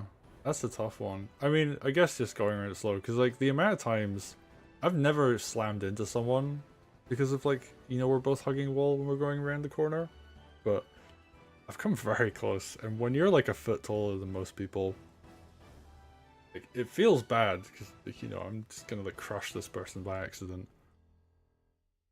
Like and especially if I'm going at any kind of speed. So I guess it's just like a level of just like slowing down and making sure you don't accidentally like body slam the person. Yeah, it's just not fair. Actually, I have like multiple times when I'm walking, I'm looking forward, and I'm looking at my altitude, so to say, and there's some very small kids sometimes that are below my altitude radar, so to speak. Oh yeah. And when they're running into you, you kind of just walk on them, Oh yeah, that's true. It's like it's kind of like when you trip over a brick, It's basically the same. Okay. Are you like 20 feet tall or something? Except the brick could have avoided you. So, whose fault is it really? Yeah, I mean, I guess there is a level of like, as long as they don't get seriously injured, it's a good learning lesson. Yeah, I mean, maybe they could like walk look where they're running, Yeah. All right. Anyway, I think we've entertained chat enough. Let's get into this game. Skyro versus Rasposo, which funnily Rasposo made a typo in the name and called. Oh no, wait, no, Rasposo typed it wrong, not Skyro. Sorry, Rasposo referred to themselves as Razozo. But Was it before they? I mean, there was a period where like, they changed the Z in their name to an S. This is like 2 weeks ago. It's not quite. Oh, okay. All right, let's get into this one now. We've got this one, and then we'll do like one more, I guess, on Dendritic or something, and then we'll call it there. Let's see how this goes.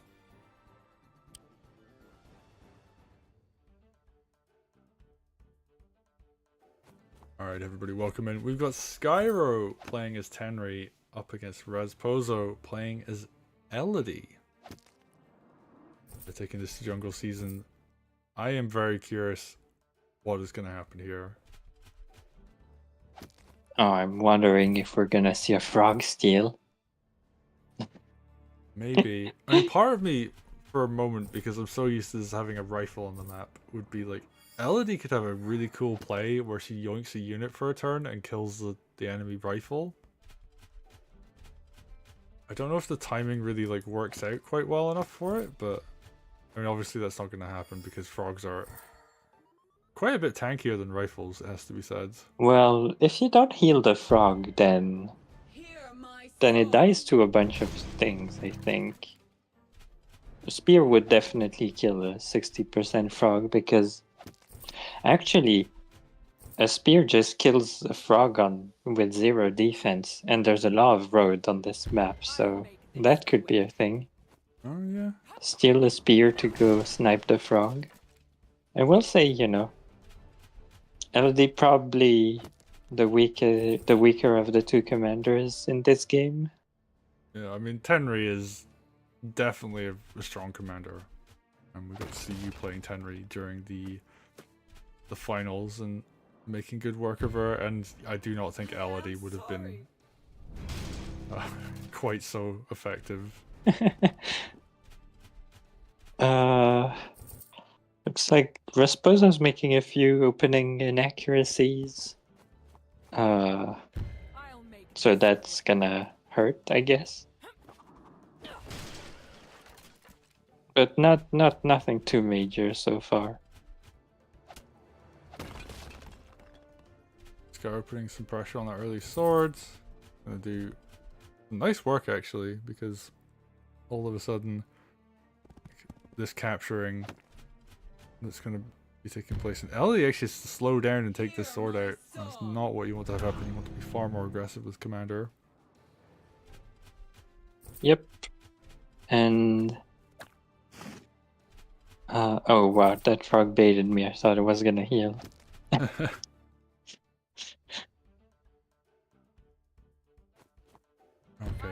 How do harpies do against frogs? Well, you know, it's both good when you have a harpy with your frog, and it's also bad when your opponent has a frog against your harpy. I guess I it's was kind of thinking, true like, of every unit. Would a harpy kill a 60% health frog? Oh, that's a good question, actually.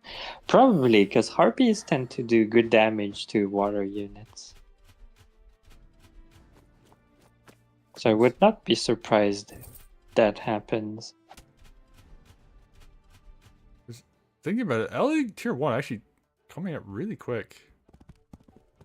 Yeah, My Tenri's 150, so it's not that fast, it's just open season giving it off groove early. Yeah, Commander is very active, lots of early fights going on. Yeah, I mean, yeah, Tenri also has groove. Very true. They're doing some nice work early on, and oh yeah, just barely. Although, ooh, Your heart is you can kill the harpy because the mage will just kill it. Oh, that's so smart. Alright. I thought I was gonna hit the frog, but frog out of range, so we won't find that out. Yeah, but still, like, deals with the harpy pretty effectively. yeah, and it's a nice little bit of shit damage on the mage. Puts it just below where one mage heal would bring it to full as well, so it's actually like a very annoying percentage to be at. Yeah, and I mean, it probably still one-shots harpies at this HP. But it doesn't one-shot balloons, and I suppose I just built one, so there we go. It's nice. Spear Balloon. I'm not a huge fan of Spear Balloon on this map, having played it a bunch. I think you lose a bit too much tempo, but it probably works quite nicely with Elodie just because you can go in, grab something, and then use your spears to keep Elodie safe. Yeah, I mean, you know, Spear Balloon can lose to, you know, just a very hefty amount of golems, let's say. Oh yeah, Which looks like Skyro is going for. yeah, Skyro definitely banked at some point and is now just printing golems, which, you know, is what you do. You just This want is to get... the unfortunate meta developments of some maps.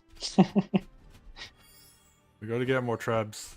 That's all we gotta do. We just gotta get more trebs on these maps. Or we gotta get Elodie buffed so she can, you know, yoink every golem you print out. Yeah, also true. You could do with a bit of love. She definitely got a little bit over nerfed just before the game came out. Yeah. One thing in Wargroove 1, like one of Wargroove 1's late meta that was pretty cool was that if a map was like too golem centric, then Elodie would start to come out on it. And then the map was back to not being too golem centric. So like Funny. Elodie was a very cool balancing factor for metas. Ooh, that's a really nice pickup actually. Yeah, and I mean this is the side you want to fight on probably. Elodie's there's no golems there. So yeah, just keep building groove, cause you're gonna need to yoink some golems eventually. Alright, Harpy gonna go down, but... Yeah, does lose the Harpy. Kills a knight for it though, which I think is actually a pretty good trade. Yeah, generally killing a knight for with your Harpy is worth it. Because like Harpy scales worse than a knight into later fights. Generally. I do wish there was a little bit more on this left-hand side though, because that's a lot of just like random kind of garbage units to fight into. Yeah, this is like a position where on open season with the rifle, you could like position the rifle to support from across the map. And so this would be a good position to take, but you know, this is jungle season, so there is none of these shenanigans, and that means spears are actually better for it. But, you know, Skyro built less spears, built less balloons, but There's 4 golems. Skyro's spears are looking more effective. That's too many golems. Like, what do you even do against that? Okay, well, we're gonna start seeing the first crit exactly at 40%. Golem goes down. Very nicely calculated. That's a nice sequence, actually. Yeah, that being said, how do you follow this up? I mean, I guess you put LD behind it, hope you can get groove. A trebuchet! Someone finally built one. It's gonna take a long time to come out, though. Yeah. Although the frog is gonna speed it up, maybe. Yeah? Oh, that's a really good point, actually. Yeah, it's actually a 50% more movement per turn. And can potentially move and fire as well. Also, with that being said, it's against Tenri, who can kill your trebuchet. No. Tenri's gonna get your 2. You know what Tenri wants to grab. Yeah, or you could use... Does Tenri You shove can push it into the mountain? It only deals 20, but you can send a golem at the treb and then the golem will kill the treb. Okay. So yeah, you have plenty of ways to deal with the golem. Oh, Elodie has tier 1 though. Okay. I'm not gonna use it on this. Oh, never mind. Could use it on this golem. No, I'm just gonna spear crit that one down. Makes sense. And actually, if she banks for tier 2, that suddenly becomes very scary. Yep. The frog looks like, I mean, it's a good move, so it's not gonna pull the treb. I think trading a frog for a golem is worth it. But I mean, it's not a given that it dies here. that's true. I guess the knight could trade itself for the frog. Yeah, because you don't really want to trade the Uh. sword for it. No. Actually, it's an injured sword too, so. Yeah, and Skyro looks like doesn't wanna trade knight for frog, which I think I would do. The trap But march then, begins. yeah, we have Trebarch we have some combination names for units and trebs. What do we call frog and treb? Ooh. Frog? I guess you call it like Tongushe, because you got like the frog pulling it. Yeah, that's an option. Okay, 1, 3. Oh, so it can hit the village this turn. So we could maybe see some like frog action coming in.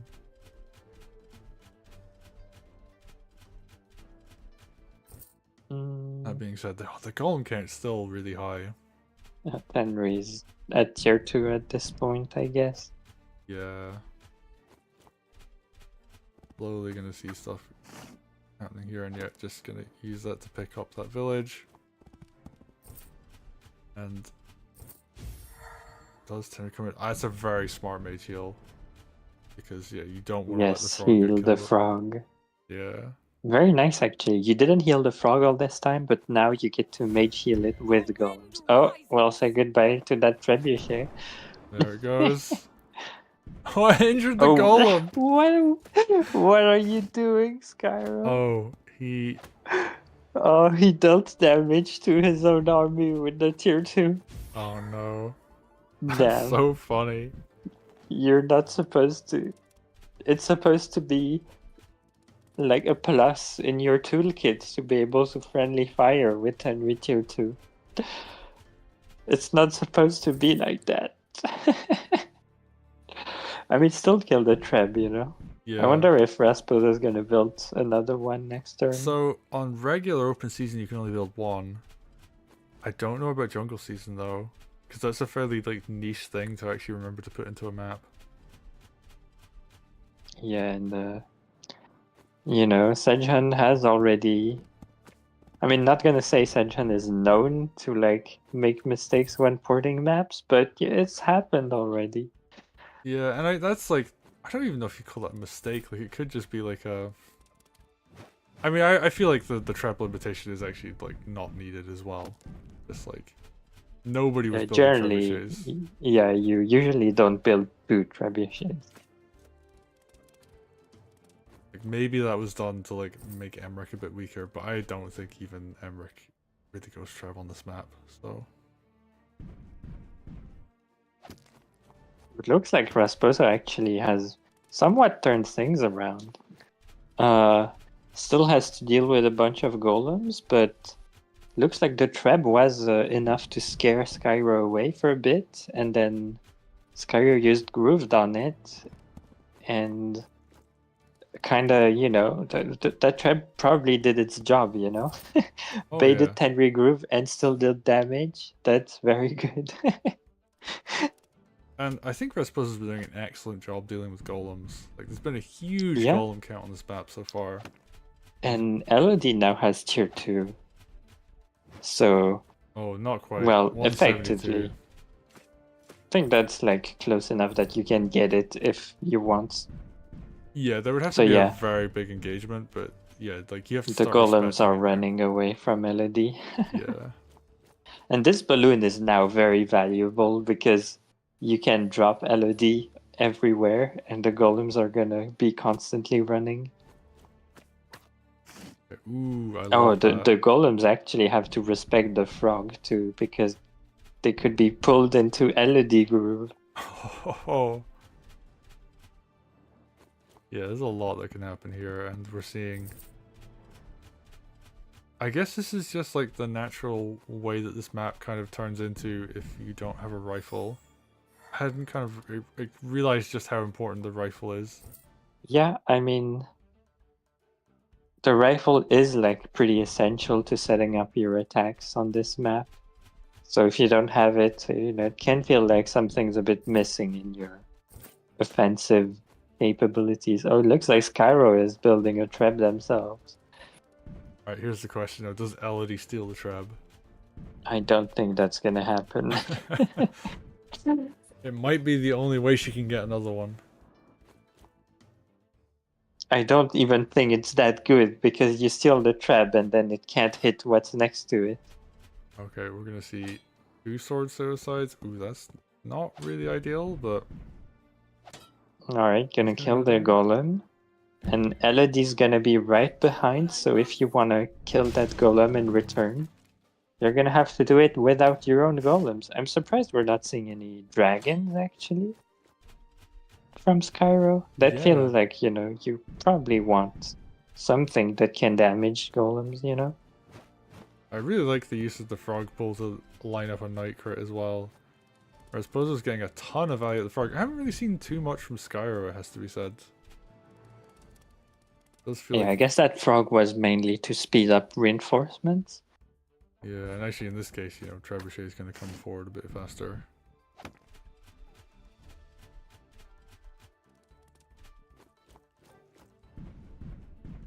And yeah, it's just like a big shuffling of golems. Like, they really did just like say, I'm going to bank hard for a turn or two.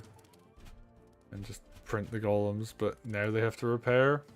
And I think we're going to see like a lot more going on over the next few turns. Like, especially with Elodie with Groove. Like, she can just keep walking forwards. Yeah, I feel like Skyro's now gonna be fishing for lethals. Quite a ways away from tier 1 though. Yeah, looks like Raspusso has all the momentum with this Elodie tier 2. And, maybe we were too quick to write off Elodie. Maybe she still has that impact, that passive impact on golems that she had in Wargroove 1. Yeah, just very strong in this like stage in the game. Obviously, you don't necessarily want to be in this stage of the game, but oh! Skyro gonna surrender. The power of Elodie is too much for Skyro. I honestly didn't think we'd ever see an Elodie win. Because of like the fact that she's Elodie. That is wild. Elodie's sheer aura has granted her this victory. I can understand like wanting to just like step away from a game where you're just like very frustrated and like you just like, I don't want to keep playing this, but it's TYM, just walk away, just stop playing for like a week, like come back later.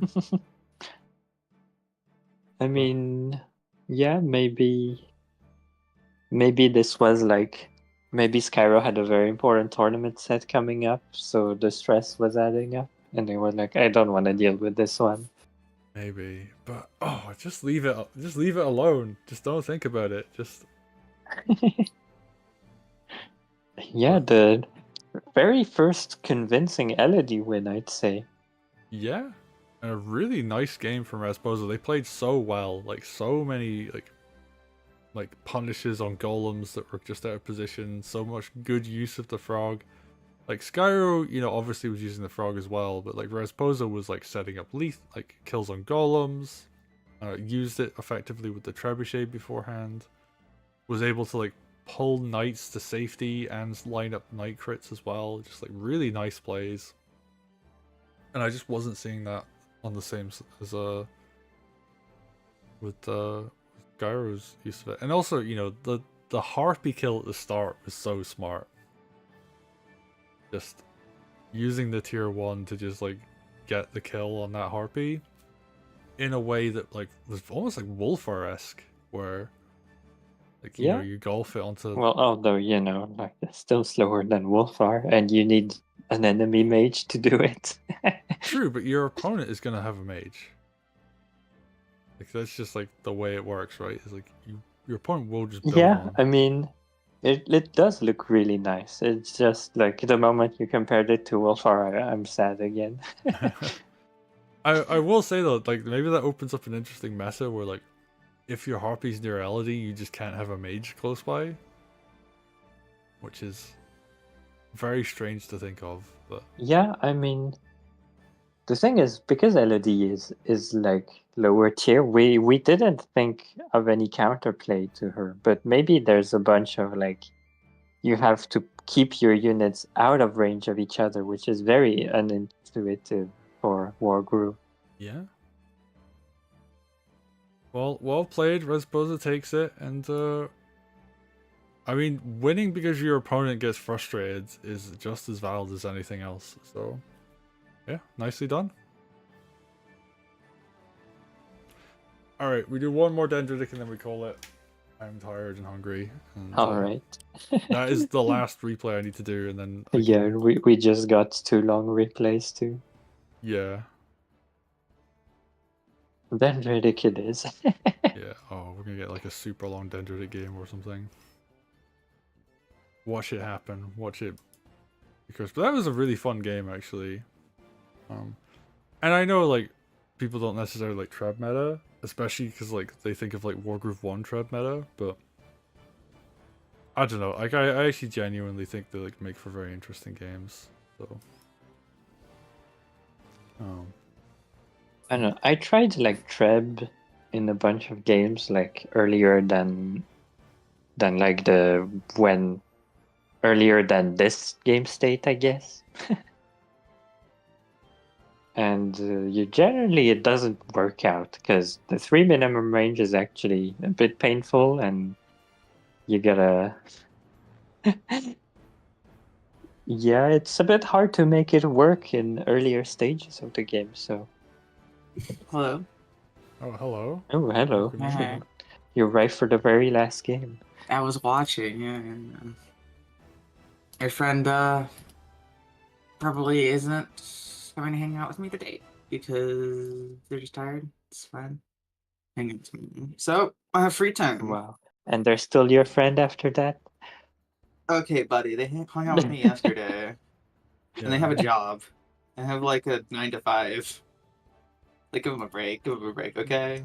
Being tired in this day and age is a perfectly valid excuse to not do something. They're also EU, so we actually we both dedicate time to play stuff with each other. You know? So Okay. we're definitely friends if you're scheduling time to hang out, okay? Yeah. That's all I'm saying. Let's get this one last game done. We got the 2 people in chat, Skyro and Marco. We'll do the Zawad Mirror because it's like the only Dendritic game I could see that isn't mine. Are we gonna see 2 oh no's in the chat? Maybe. Ballista map. I've actually messed around making a Ballista map before. It's just hard because it's like Ballista has Treb. Say it's like Treb but slightly worse. How about you make a Mega Harpy spam map, and then Ballista will become viable? Well, could. But the issue is you need. I think you could actually get it to work on like a 2-tower 1-rax map, something like that. But I don't know. It'd be a little goofy, but maybe with some laboratory work, he could get it working. I think I just want to see people stop hard banning Trebs on everything. I have a map in the works, Barrett. I don't know if Treb it's not hard banned. It's based off of a Triton. Oh. And it has a slightly forward racks and about like a behind racks, right? Yeah. The behind racks can buy that. The forward racks has War Machines and Golem Band. So that's I mean that makes sense. Like, but I get why they're banned on some maps, right? Like small maps, absolutely. Yeah. Like maps that are very chokeholdy, sure. But like bigger open maps, like I just feel like they've been nerfed really heavily. There's no reason to just Also, I will say the fact that Treb Crit doesn't one-shot golems is kind of like massive. Yeah.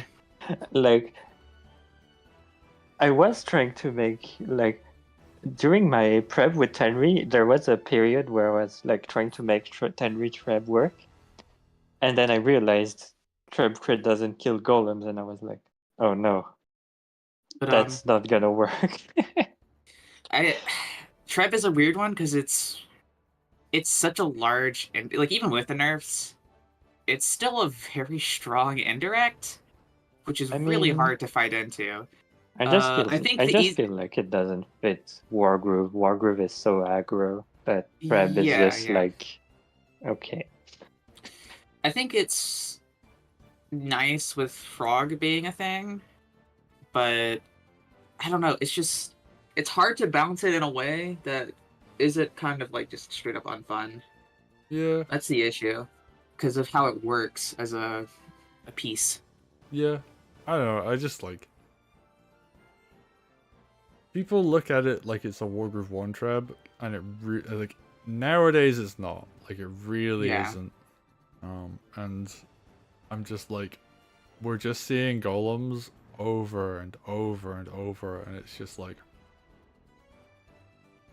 I feel like there could be a meta here where there's like it's a little bit slower overall, and I get that people like to go for like the more tempo focused units because they want to end games quicker. But I don't know, like to me it's just like it has a place in the meta. It should exist. Like we shouldn't just be hard banning. And also because of the bans that tend to happen on trebs, like, you know, people using flagstone and stuff, that nerfs wagons and it nerfs ballista, and those are two units that we also don't see as much of, so Like I like Ballista, but I think Ballista does what Treb does, but in a less oppressive way.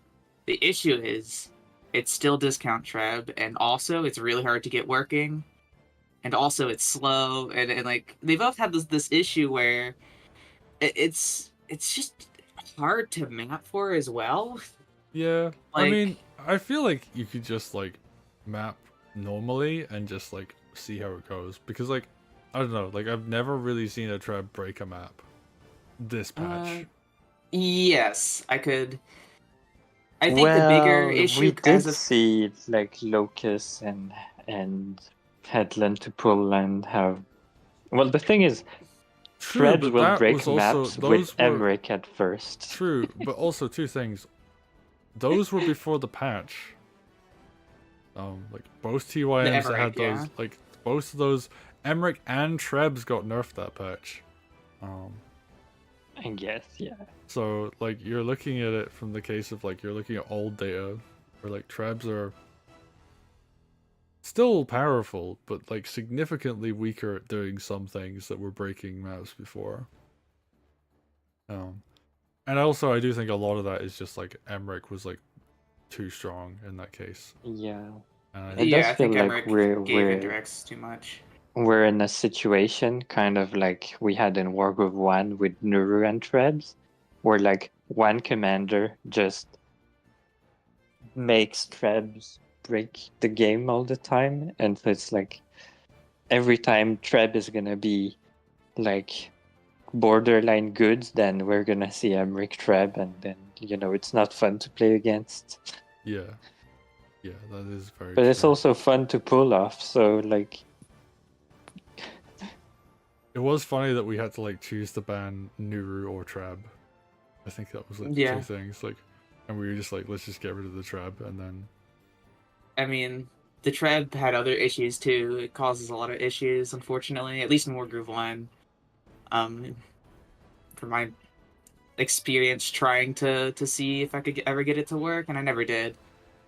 It kind of makes you stall around it if it exists because you have to protect it. But if you do that, it slows the game down a lot. And slowing the game down a lot is good for Treb, and then it's like a cycle of, oh, you can't approach this front at all because there's a Treb online. Which is like probably the biggest thing preventing it from working in Wargroove 2. I would say. It takes too long to get out onto relevant spots. But I think that's a good thing that mappers do that, and then like yeah, a I mean, will allow so what I Treb. would say is that you will see that be the case, and then mappers will put like a flagstone tile or like a beach tile or Yeah. something else that also locks down other wheeled units, and it's just like, why. Like, you could just leave the treb, or like limit it to one treb buy per game. It's just like, no, Yeah, just, yeah, like I think- leave it alone. Like, if it does end up breaking the map later down the line, okay, but like something else will. So Yeah. I mean, Cut Forest also exists now, which I think is like an insanely good. Like, I love using Cut Forests everywhere, but it's really good for slowing down like big pieces. yeah, very Because true. it doesn't stop any other piece. So, because of that, I think we have. I just don't think we have all the tools in the game, because I think they could always add more tiles, but we have better tools now, and that's always nice. Yeah, and Cut Forest is actually not too bad for like slowing down like wagon, for example. Like, it does slow it Yep. down quite a bit, but it's not quite on the same level as like Treb just like can barely move through it. Anyway, Yep. we've got a game. I want to wrap this up. I want to get some dinner. I want to like post some videos to YouTube and all that stuff. So today's video is probably going to come out a little bit later than it normally would, but that's okay. All right. Are you both ready? What's the line, Sequoia? What's the line? Yeah. Forward, given that Zywan's here. Alright, let's get into it.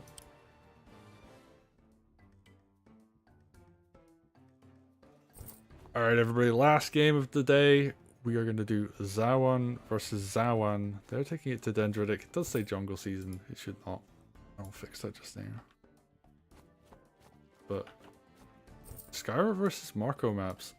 Now, I will say on a personal note, I played both of these players and did very well against both of them. So I'm curious to see, are we going to see any adaptations?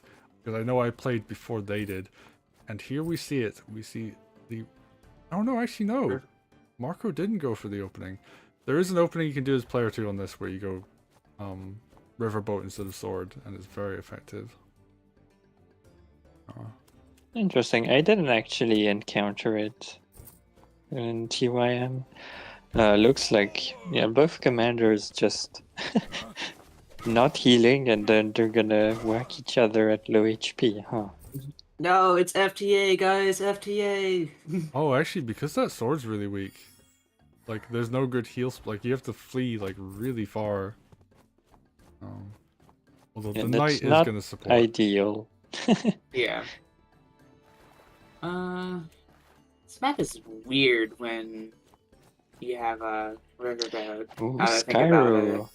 Skyro going for good old merfolk strats.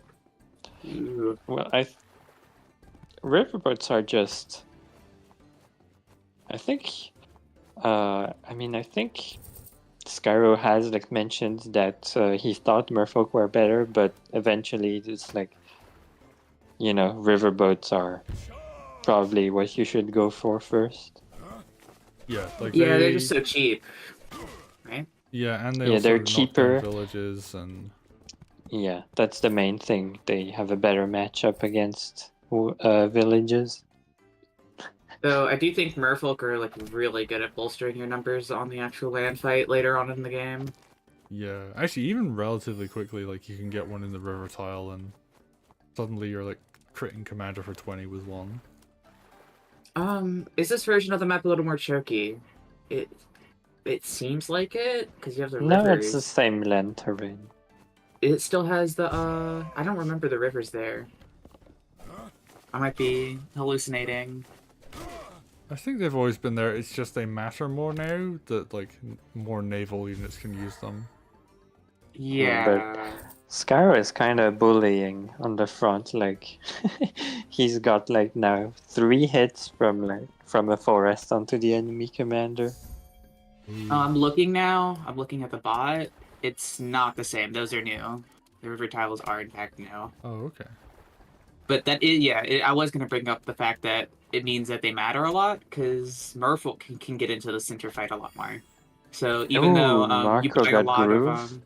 of... Not using. True. Oh yeah, he could have actually maybe ended the game there. Dreaded Mm. merfolk going into river tile.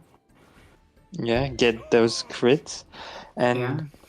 I mean, that one can feel like pretty oppressive on this map because there's not that much land area. So if you cover it in vines, then where do you go? Like you can't ignore the vines. You can't like step back. So you're kind of you're forced to deal with them. Look at that, wonder. they're saving for tier 2, it seems. Kind of funny how they both invested heavily in merfolk on the top, and then the merfolk just went on land instead of fighting. Yeah. Oh, actually, oh, that was such a good opportunity to kill this harpy. I think he's. Oh, he's just gonna chip it. Okay. Hex again. I wonder if Volder's still good on this type of map. Any one racks map. Oh yeah. Yeah. I think I Nuru haven't as well. Actually. I think Nuru is probably Nuru's stronger than Volder.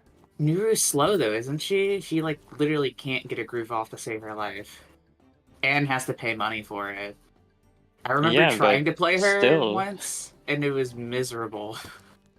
There's a lot of Like- harpies on this version of the map, so So This- mage might be mage is like viable, really yeah. strong. Yeah. This witch is hex spamming.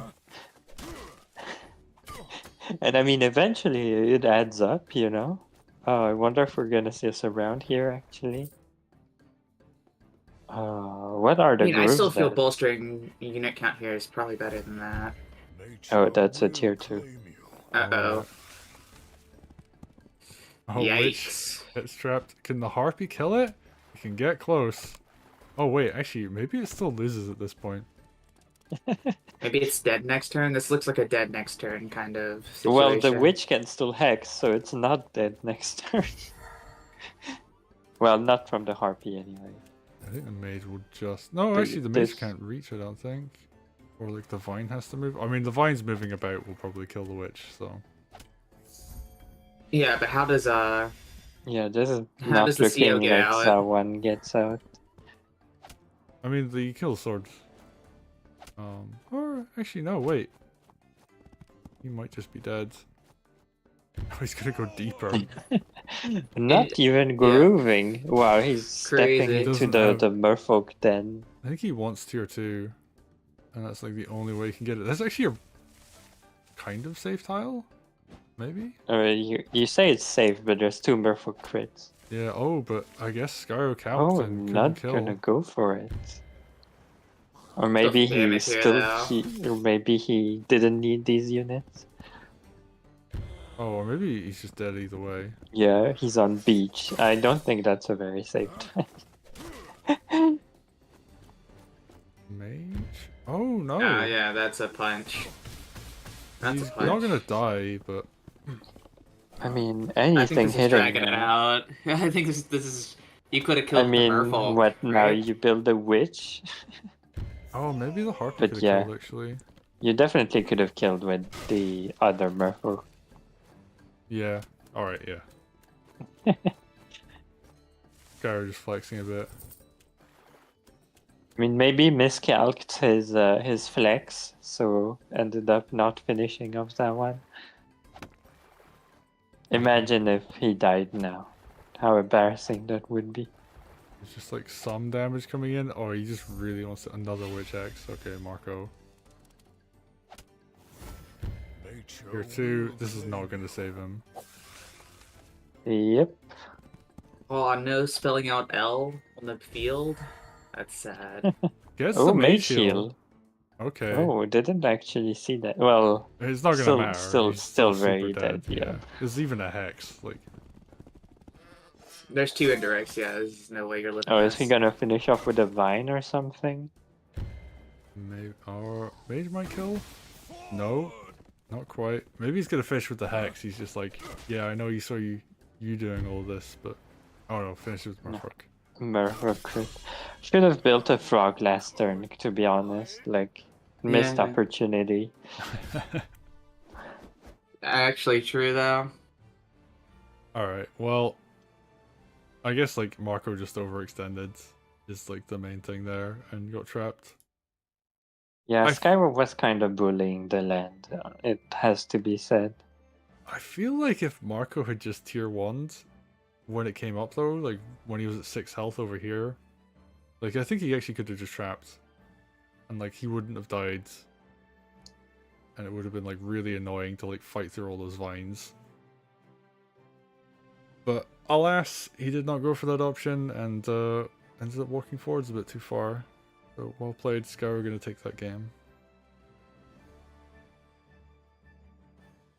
Alright, that's us for today. I am tired and hungry, and we've been going for about 2.5 hours.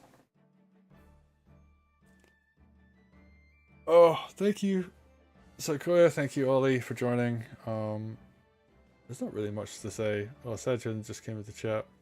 Did you hear hungry? No, I said hungry, as in like I am hungry. I'm gonna go eat some food. Alright, thank you everybody for watching. It's over for Sachan. It is. Alright. I'll catch everybody later. Thanks for watching. Bye. I'll be back next week at some point, but I don't know when, so take care.